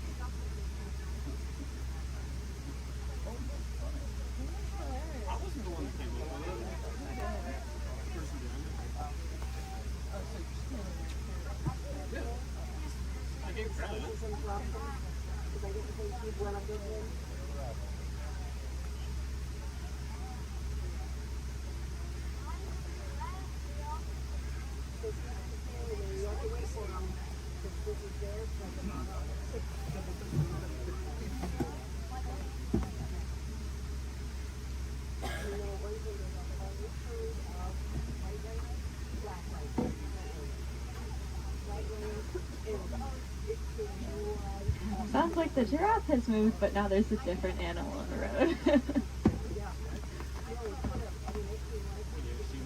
The animals really like the rain, so they are very active.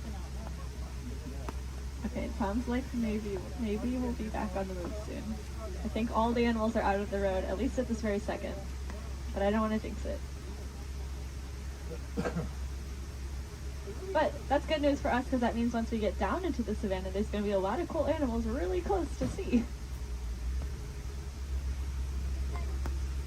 Alright. See how far we can get.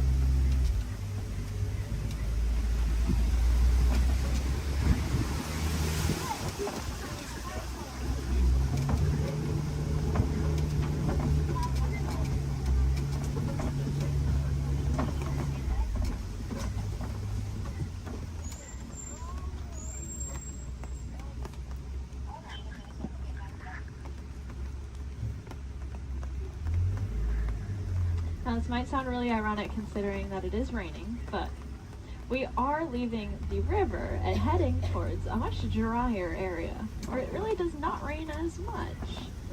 And I say that because the baobab tree that's off on the right there, it is going to be leafless about 9 months out of the year just to conserve water. Some people call it the upside down tree because, well, it looks like the roots are on the top. It's also known as the tree of life. That's because it stores a lot of water in its trunk there. So other animals will use it as water source. We can even use the bark as medicine. One of my favorite things about the baobab tree is that it does have flowers, but they only bloom at night because they're pollinated by bats. Alright, looks like we are finally able to head here into the savannah.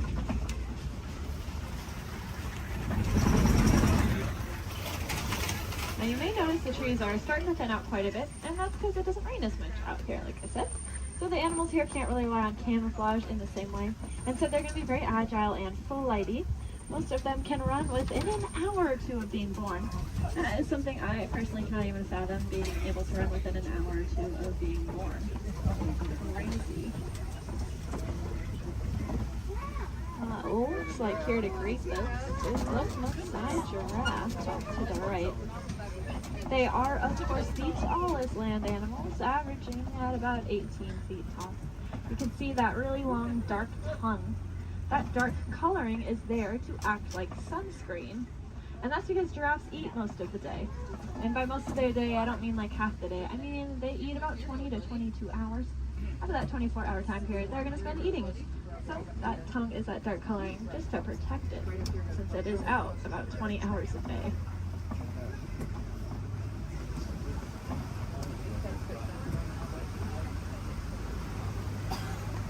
Off to the left here in this den, you'll see some African painted dogs. They are the most successful hunters out here with an 80 to 90% success rate. It's so successful that their young, sick, and elderly will eat first, and the healthiest adult will wait and eat last. What makes them so successful is that they are so cooperative. As a pack, they're not going to move on until everyone's got the chance to eat.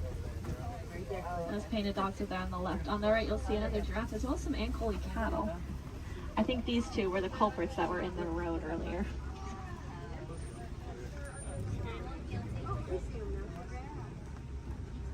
Those cattle have those really large horns on them that look pretty heavy, but they are hollow with a honeycomb-like structure on the inside.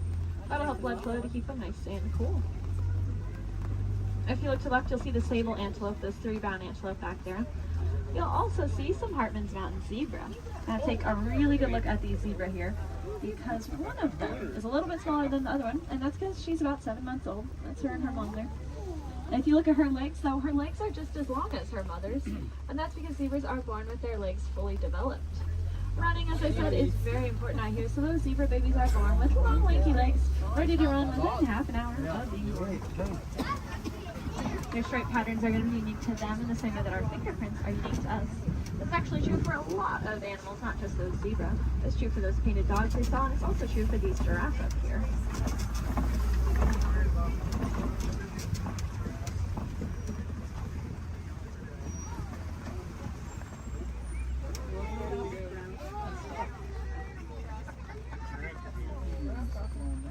See, I told you they just go wherever they want. Oh, look, the zebras are in the road now.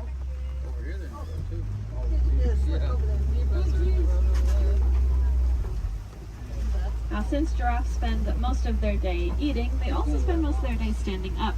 They don't really like to sit down. It's very vulnerable for them. They even prefer to give birth standing up. So that's about a 6-foot drop for those baby giraffes. I like to say the first thing a giraffe experiences in life is gravity. Of course, when you're born already about 6 feet tall, I guess it really doesn't matter that much. It also is going to kickstart their heart, that drop, so maybe it's a good thing.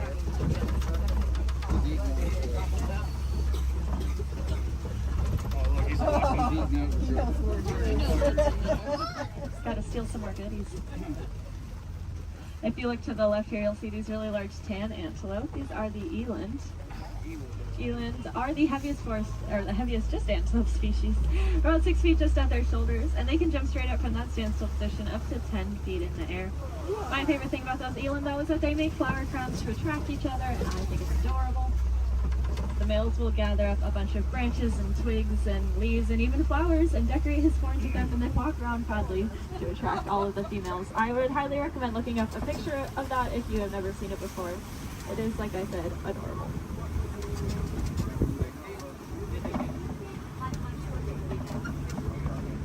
Now off to the right, there's going to be a path.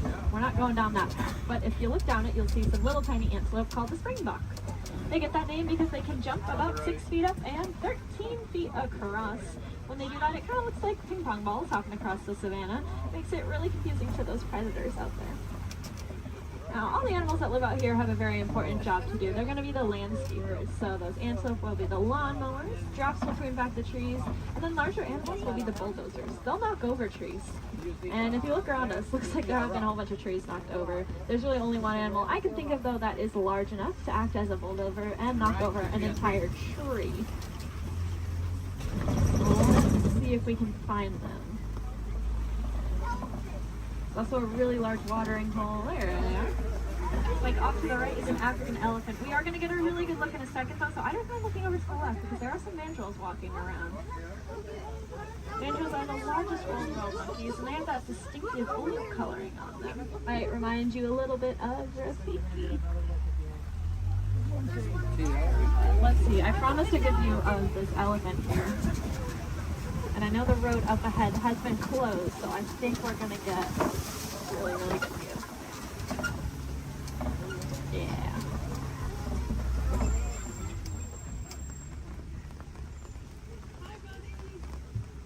Elephants are, of course, the largest land animals. Also very, very intelligent. You can see him using that trunk. They have about 40,000 muscles in that one trunk. To put that in perspective for you, we have a couple hundred different muscles in our entire bodies. They have 40,000 in that one trunk. is kind of unbelievable to me. And it's going to allow them to do a lot of really cool things though. You see them eat with it. They also drink water, kind of like a straw. And then sometimes they'll suck up a bunch of dirt or mud and then spray it on their backs to help protect their skin from all those natural elements.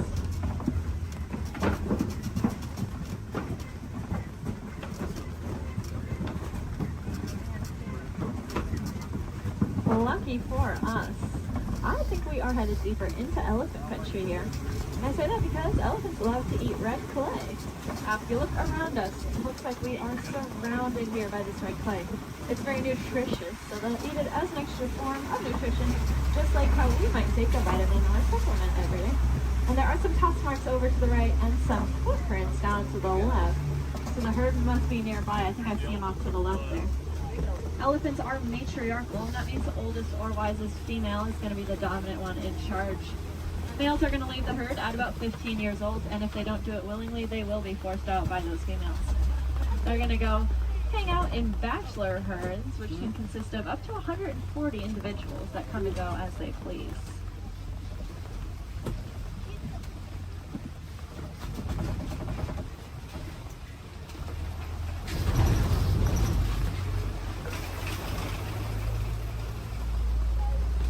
Keep your eyes to the left and get some pretty good sights here.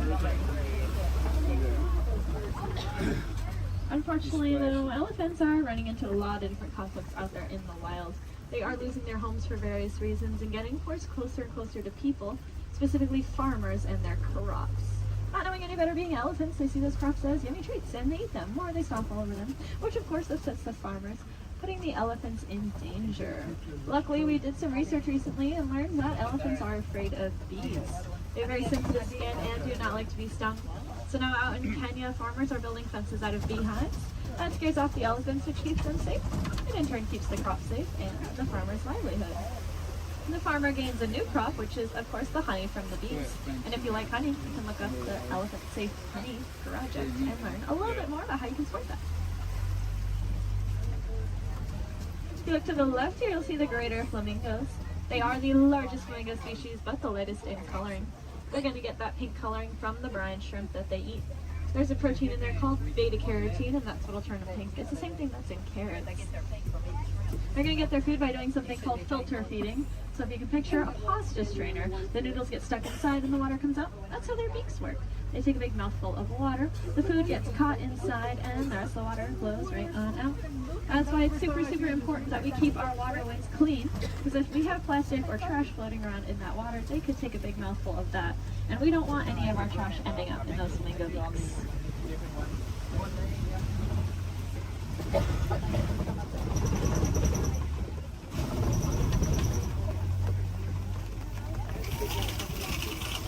Looks like this side of the savanna is getting a little bit more tree coverage here, which leads me to believe there might be some cats nearby. Trees help them out while they are hunting. So keep your eyes open. I know I've seen cats roaming around on the hills up ahead before. If you look down that path though on the right, you see a white rhinoceros.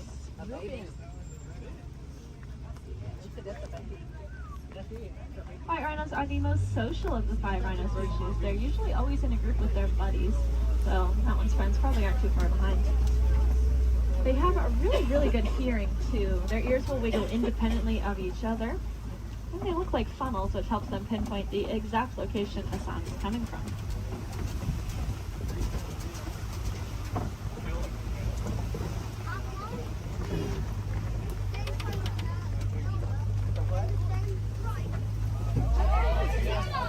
Looks like off to the left there behind that orange rock. See a cheetah. Cheetahs are the fastest land animals. They can go from 0 to 60 miles per hour in 30 seconds or less. They're going to use their tails to help them steer, very similar to a boat or rudder. And they're the only cats that are going to hunt during the day instead of at night. That's just because they don't have very good eyesight at night, so if you can picture what we see at night, that's about the same as what a cheetah can see at night. To help them out though, they have that black stripe under their eye that acts like built-in sunglasses, helping protect their eyes from the sun. Looks like up ahead are some Kopi rocks. And on top of those Kopi rocks, looks like a female lion up there.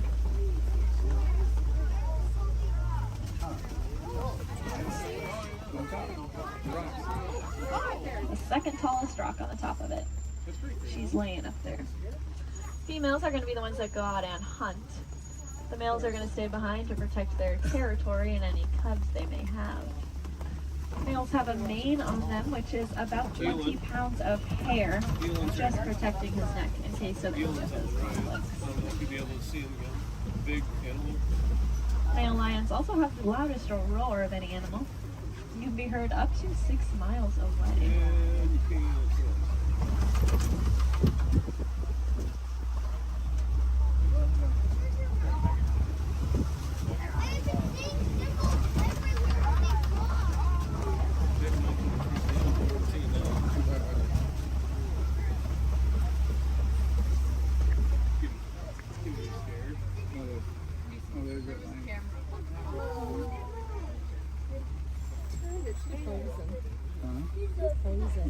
She is looking at us. That is so cool. That punch really on down.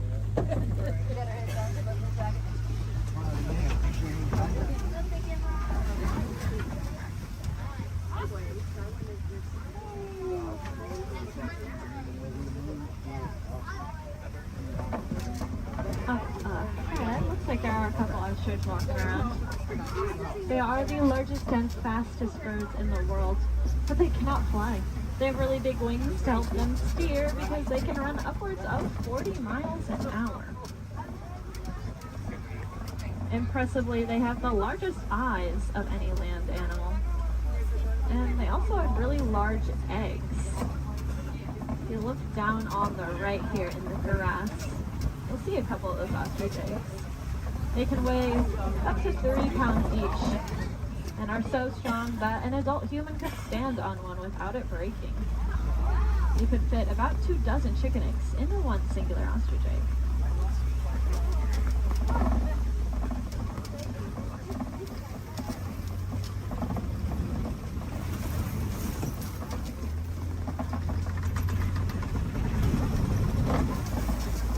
Up ahead is the warden's post. The warden takes care of all the animals out there on the reserve. There's the specialists up here with them. I bet they're all hiding under this porch from the rain now. These are the Nigerian dwarf goats. They look like cute little babies, but this is them full-grown adults. They really do not like that rain. They have a very sweet and nutritious milk that is high value in Africa, so in return for that, we'll give them a nice place to live and some immigrants. It just goes to show that we can peacefully coexist with a lot of amazing animals.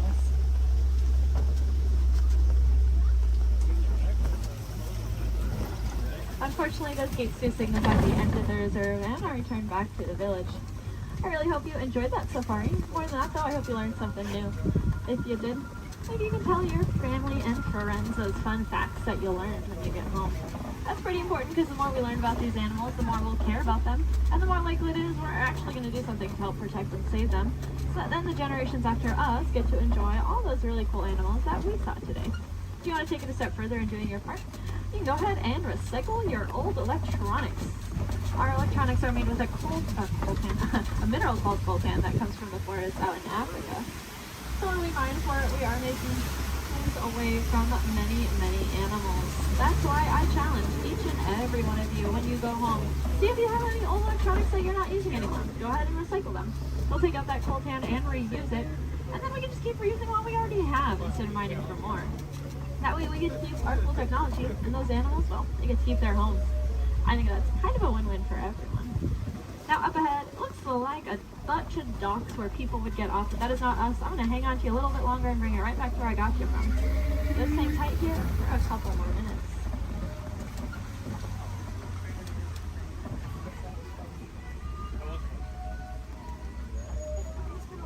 He's people watching.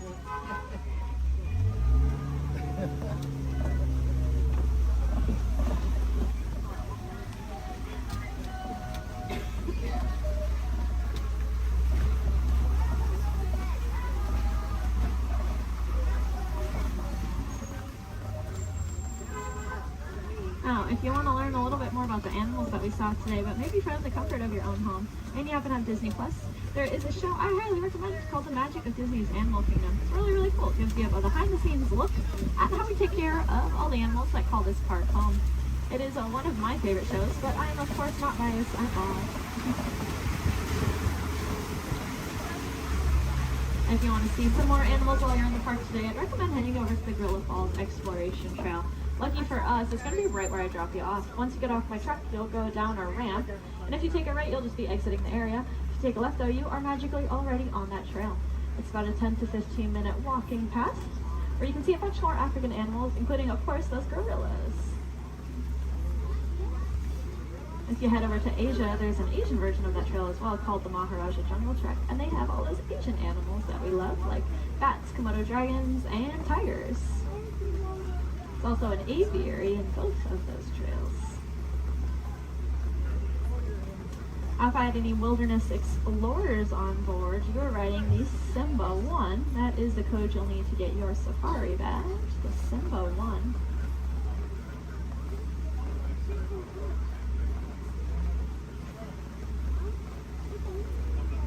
You might have also heard a train. That would be Rafiki's Planet Watch. That train is about 5 minutes long, and it takes you up to another little area. There's a petting zoo up there, so you can cuddle some of your favorite animals. There's also a drawing area where you can learn how to draw a Disney animal from a Disney animator. And there's a whole bunch of reptiles and amphibians up there as well to check out. The last train is going to leave at 4:30 though, so if that sounds like something you're interested in, I recommend making sure you are on that train before 4:30.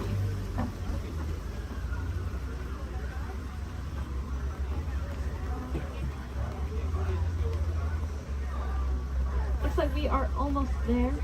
Thank you for your patience. I know that was a little bit longer than expected.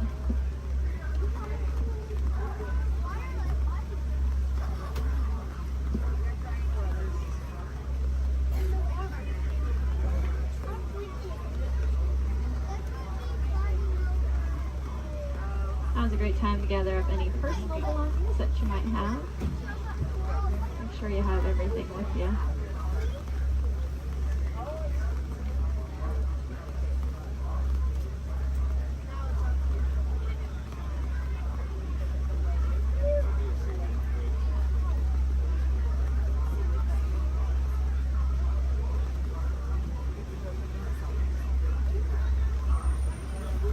Here in Harambe, we do not like to say goodbye because it is far too sad and final.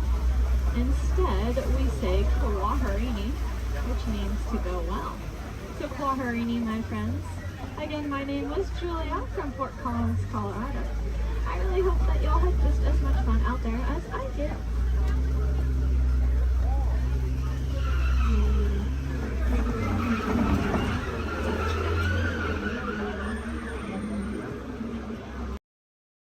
Star Tours announces the arrival of the Indoor Express. Once we've had a chance to service the Star Speeder, we'll begin our boarding procedures. Thank you.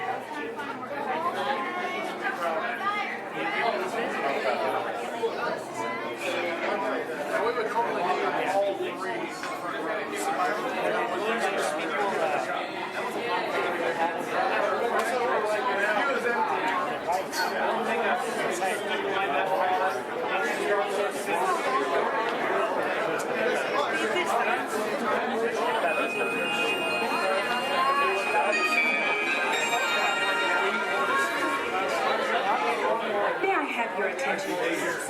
At this time, I'd like to take a moment to review our boarding process with you. When the automatic doors are open, please proceed directly across the ramp into the cabin. Continue to move all the way across the ramp, filling in every available seat.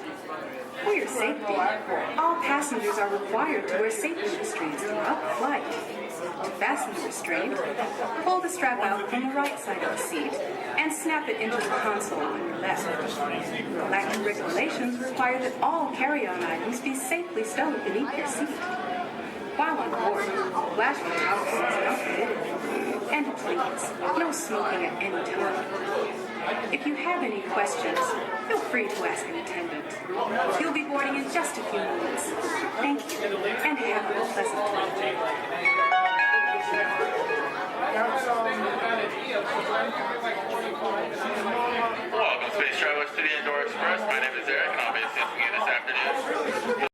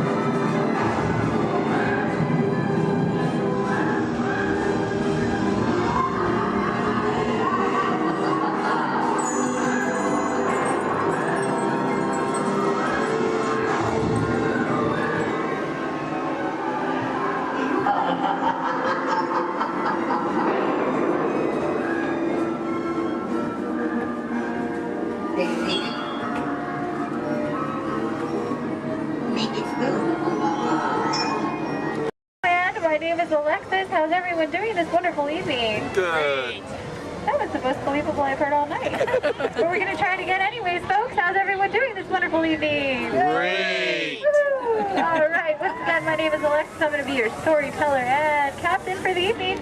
Just as a friendly reminder, please keep your hands, arms, and fingers inside the boat because Monstro does not like finger food. Oh, my folks, it looks like we are being swallowed by Monstro the whale. This is the very same whale that swallowed Pinocchio. But not to worry, folks, because Pinocchio was a smart little puppet. He lit a fire in here that made Monstro sneeze, and Monstro sneezed so hard that he blew his tail right off. Now, Monstro's not half as scary as he used to be. Haha. Around the bend to your left, you'll find the cave of the big bad wolf. And across the way, the homes of the three little pigs, the one made of straw, the one made of sticks, and the one made of 100% wolf-proof brick. Just beyond this bridge to your left, you'll find the village of Alice in Wonderland. Alice's home is the one in the corner with the thatched roof, and if you follow the small cobblestone walkway, you'll find the home of the White Rabbit. This is where Alice fell down and began her adventures in Wonderland. To the right, in the center of the canal, you'll find London Park, made famous by the film Peter Pan. This is where Wendy, John, and Michael, with a hum of Tinkerbell and a few happy thoughts, followed Peter Pan all the way to Neverland, where you never have to grow up. Straight ahead, you'll find the city of Agrabah, city of mystery and enchantment. The busy marketplace below is where Aladdin and Jasmine first met, and Aladdin, being that prince of thieves that he is, he not only stole bread that day, he stole Princess Jasmine's heart. Aww. And it's underneath these rose-covered arches where Aladdin and Jasmine took their first magic carpet ride into a whole new world.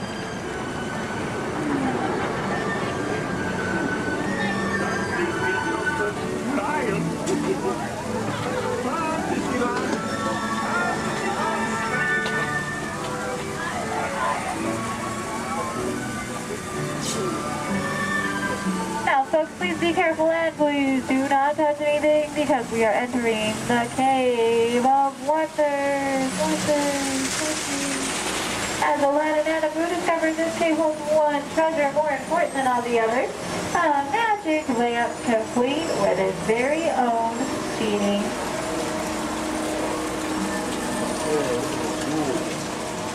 To the right, you'll find the home of Snow White and the Seven Dwarfs. The Seven Dwarfs are still back up in that tool mine, whistling while they work. See? And to the left, you might recognize this French chateau as the home of Cinderella and her evil stepsisters and wicked stepmother. But not to worry, folks, because Cinderella now lives in that pink castle high atop the hill, where her and Prince Charming have lived. Does everyone know the rest of the sentence? Happily ever after.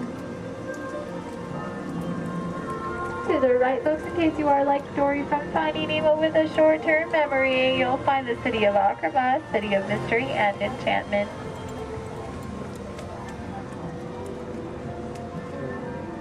To the left, you'll find the world-famous patchwork quilt. This patchwork quilt is comprised completely out of desert flowers, and it, along with every other plant and tree here in Storybook Land, are 100% real.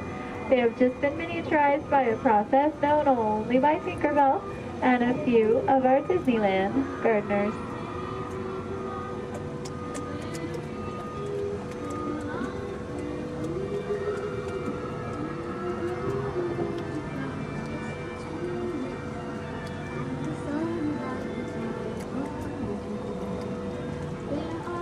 Coming up on your left, you'll find the humble home of Mr. Mole. And just beyond that is the not-so-humble home of Mr. Toad.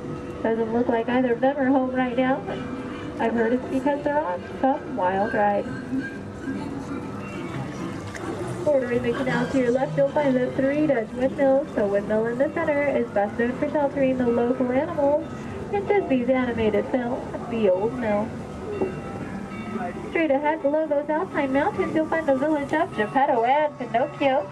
That workshop near the waters where Geppetto made his wish for Pinocchio to become a real live boy.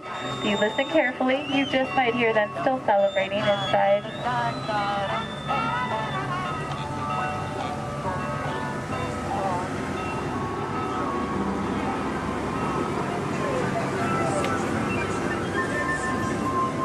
Coming up on your right, you'll see the ship of Prince Eric.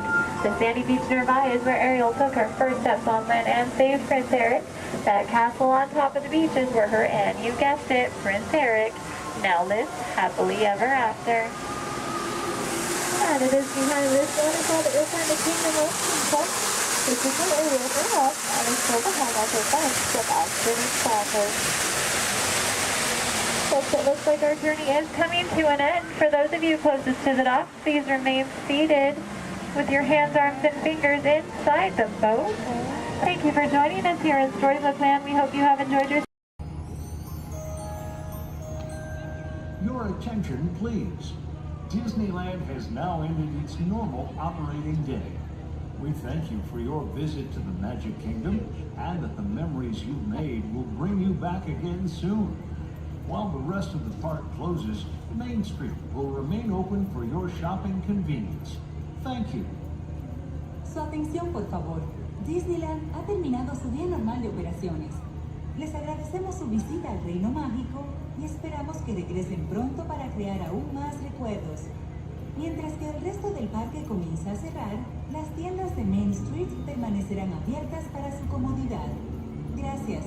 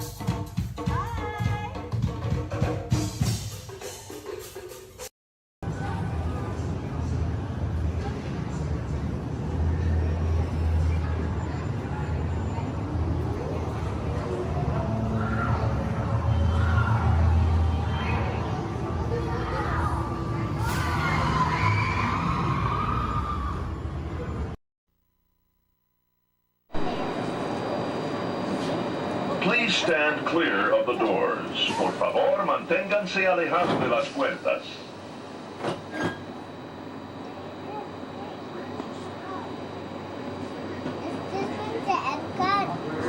Welcome aboard the Walt Disney World monorail to Epcot. For those of you standing, please hold on to the handrails throughout our journey and stay clear of the doors. For the comfort of others, no smoking, please. Thank you. As we turn south, you can catch a glimpse of the spires of Space Mountain in the Magic Kingdom. Nearby is Disney's 8th-ranked contemporary resort. Where are we at? That's where we were just at. Is that where we at? Yeah, we weren't at the Magic Kingdom today, though. What? We didn't go to the Magic Kingdom today, did we? Yeah, we did. Yeah, we did. When? We were at Animal Kingdom. Right now, we're kind of taking a little break.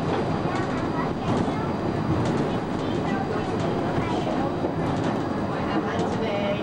Yeah, we've seen it. Yeah. Yeah, we saw earlier in the week.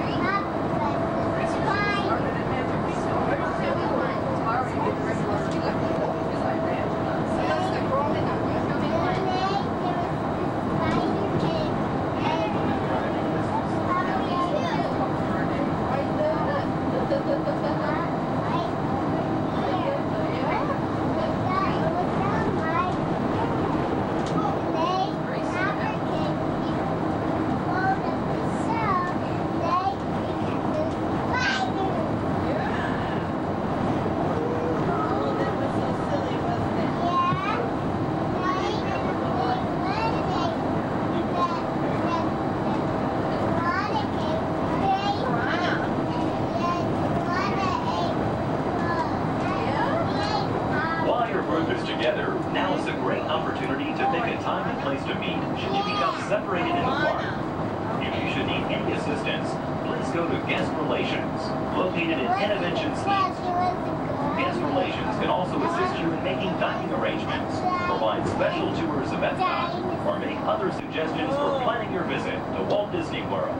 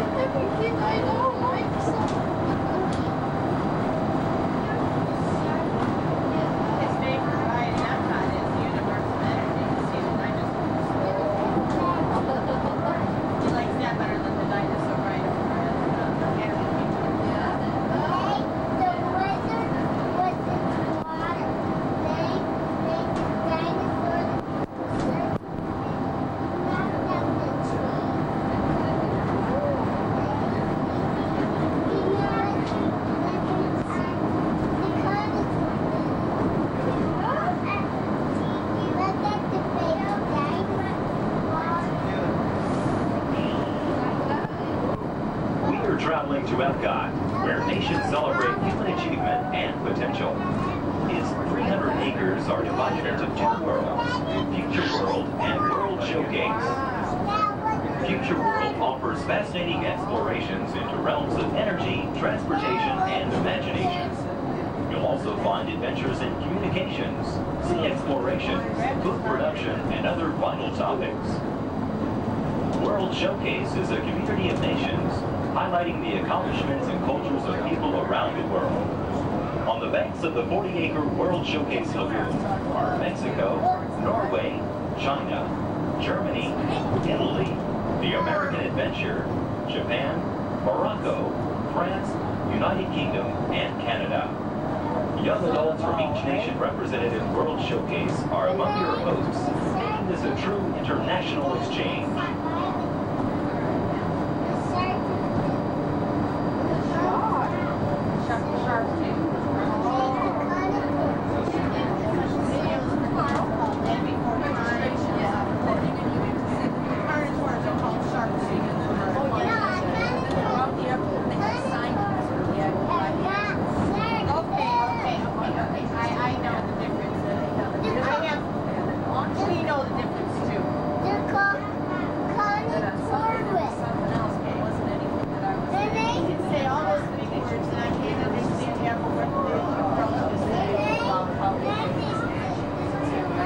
Beyond the trees ahead and to the right-hand side of our forward motion is Spaceship Earth. This 18-story geosphere marks the entrance to Epcot. Inside Spaceship Earth, time machine vehicles take you through the evolution of human communications, from a distant yesterday to the dawn of tomorrow.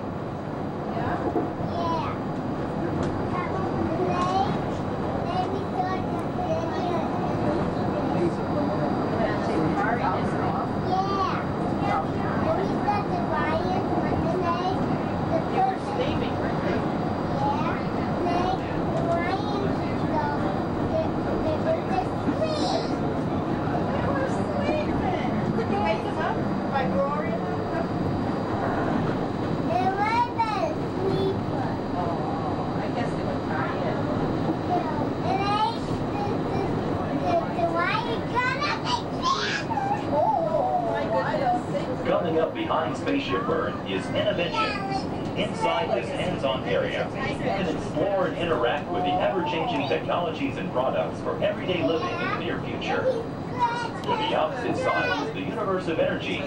Inside, you'll find Ellen's Energy Adventure, hosted by Ellen DeGeneres and Bill Nye the Science Guy. Next is The Wonders of Life, where you'll discover Body Wars, which takes you on an amazing trip through the human body. In Test Track, you can experience the exhilaration of test driving a vehicle on the fastest and longest ride ever created for Walt Disney World. Coming into view is World Showcase. Directly across from us on the far shore of the World Showcase Lagoon is our host pavilion, the American Adventure.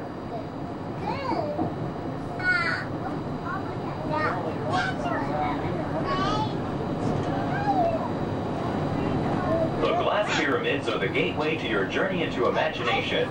Inside, you can find the 3D adventure Honey, I Shrunk the Audience. Join Professor Wayne Zielinski as he receives the Inventor of the Year award for his incredible shrinking machine. Next is the land, where you'll discover creative partnerships between people and the land around the world.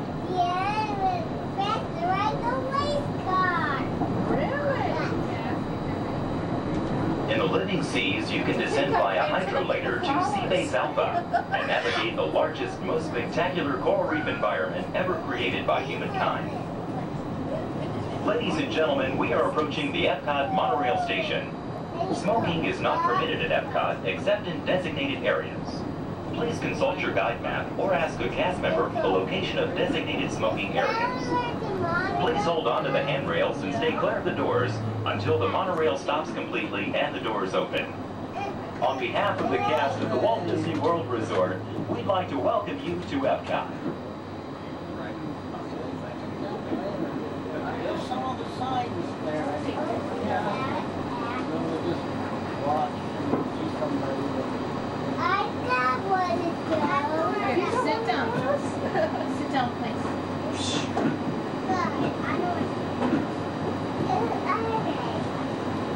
Ladies and gentlemen, please remember to collect your belongings and take young children by the hand. As you exit, please lower your head and watch your step. Thank you.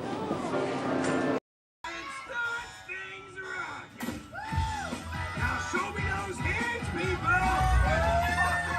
You got clearance, let's roll!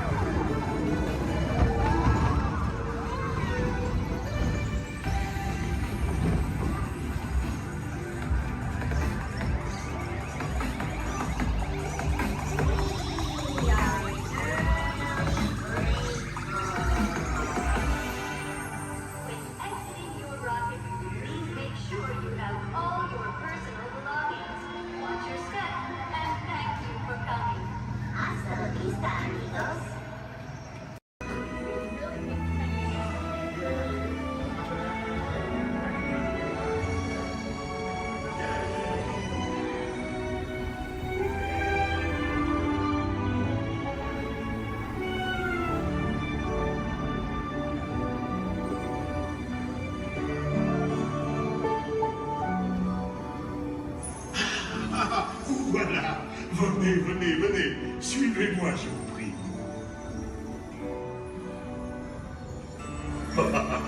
Chef Rally is waiting for you.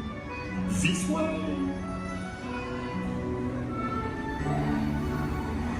Attendez-vous.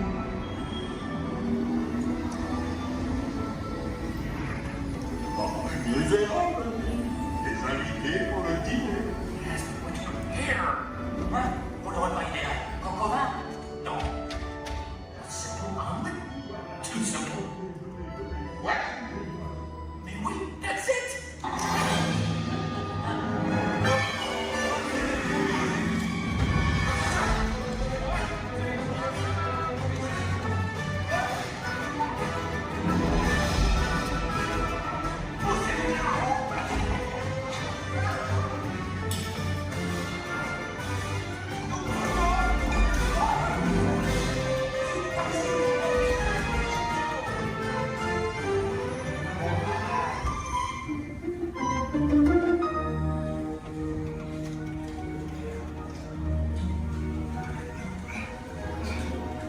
Cette nourriture est pour nos invités, pas pour vous.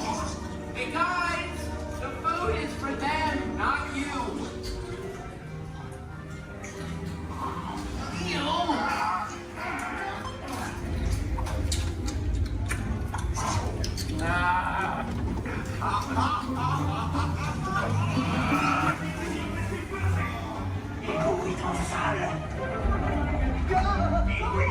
What are you doing?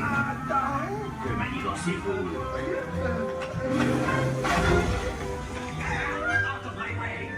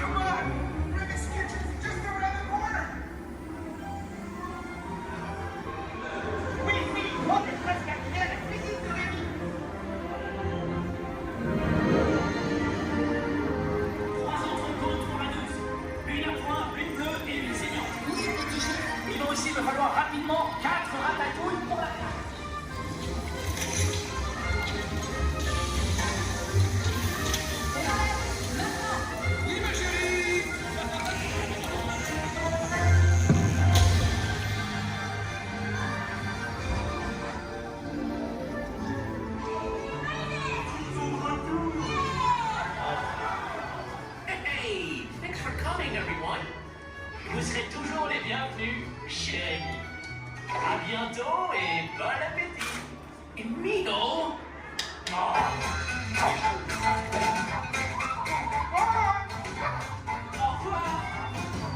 And for you, and this way, you are always welcome at Bistro Shade.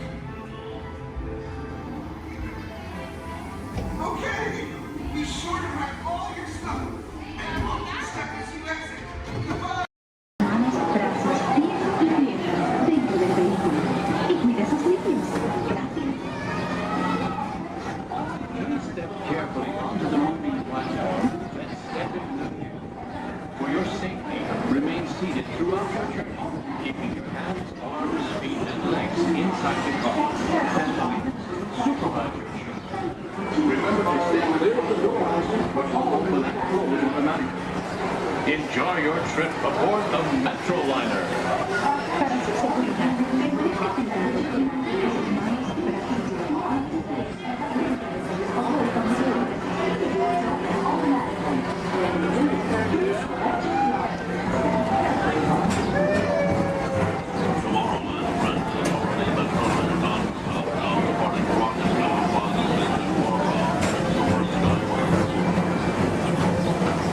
Welcome aboard, TTA travelers. We hope you enjoy Tomorrowland Transit Authority's Super Skyway.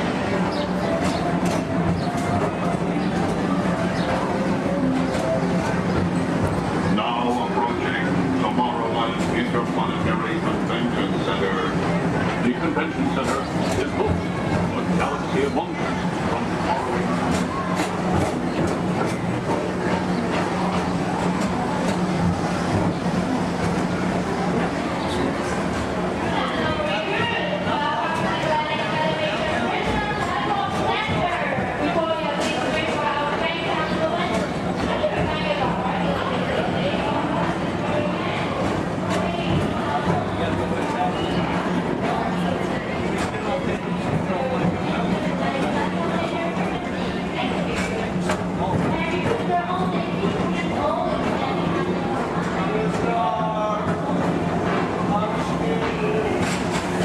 The Tomorrowland Metro Historical Society presents Walt Disney's 20th century vision for the future.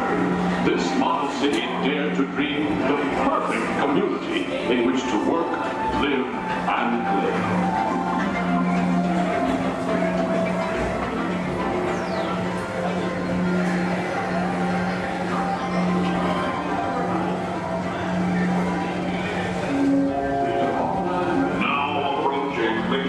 Star Traders.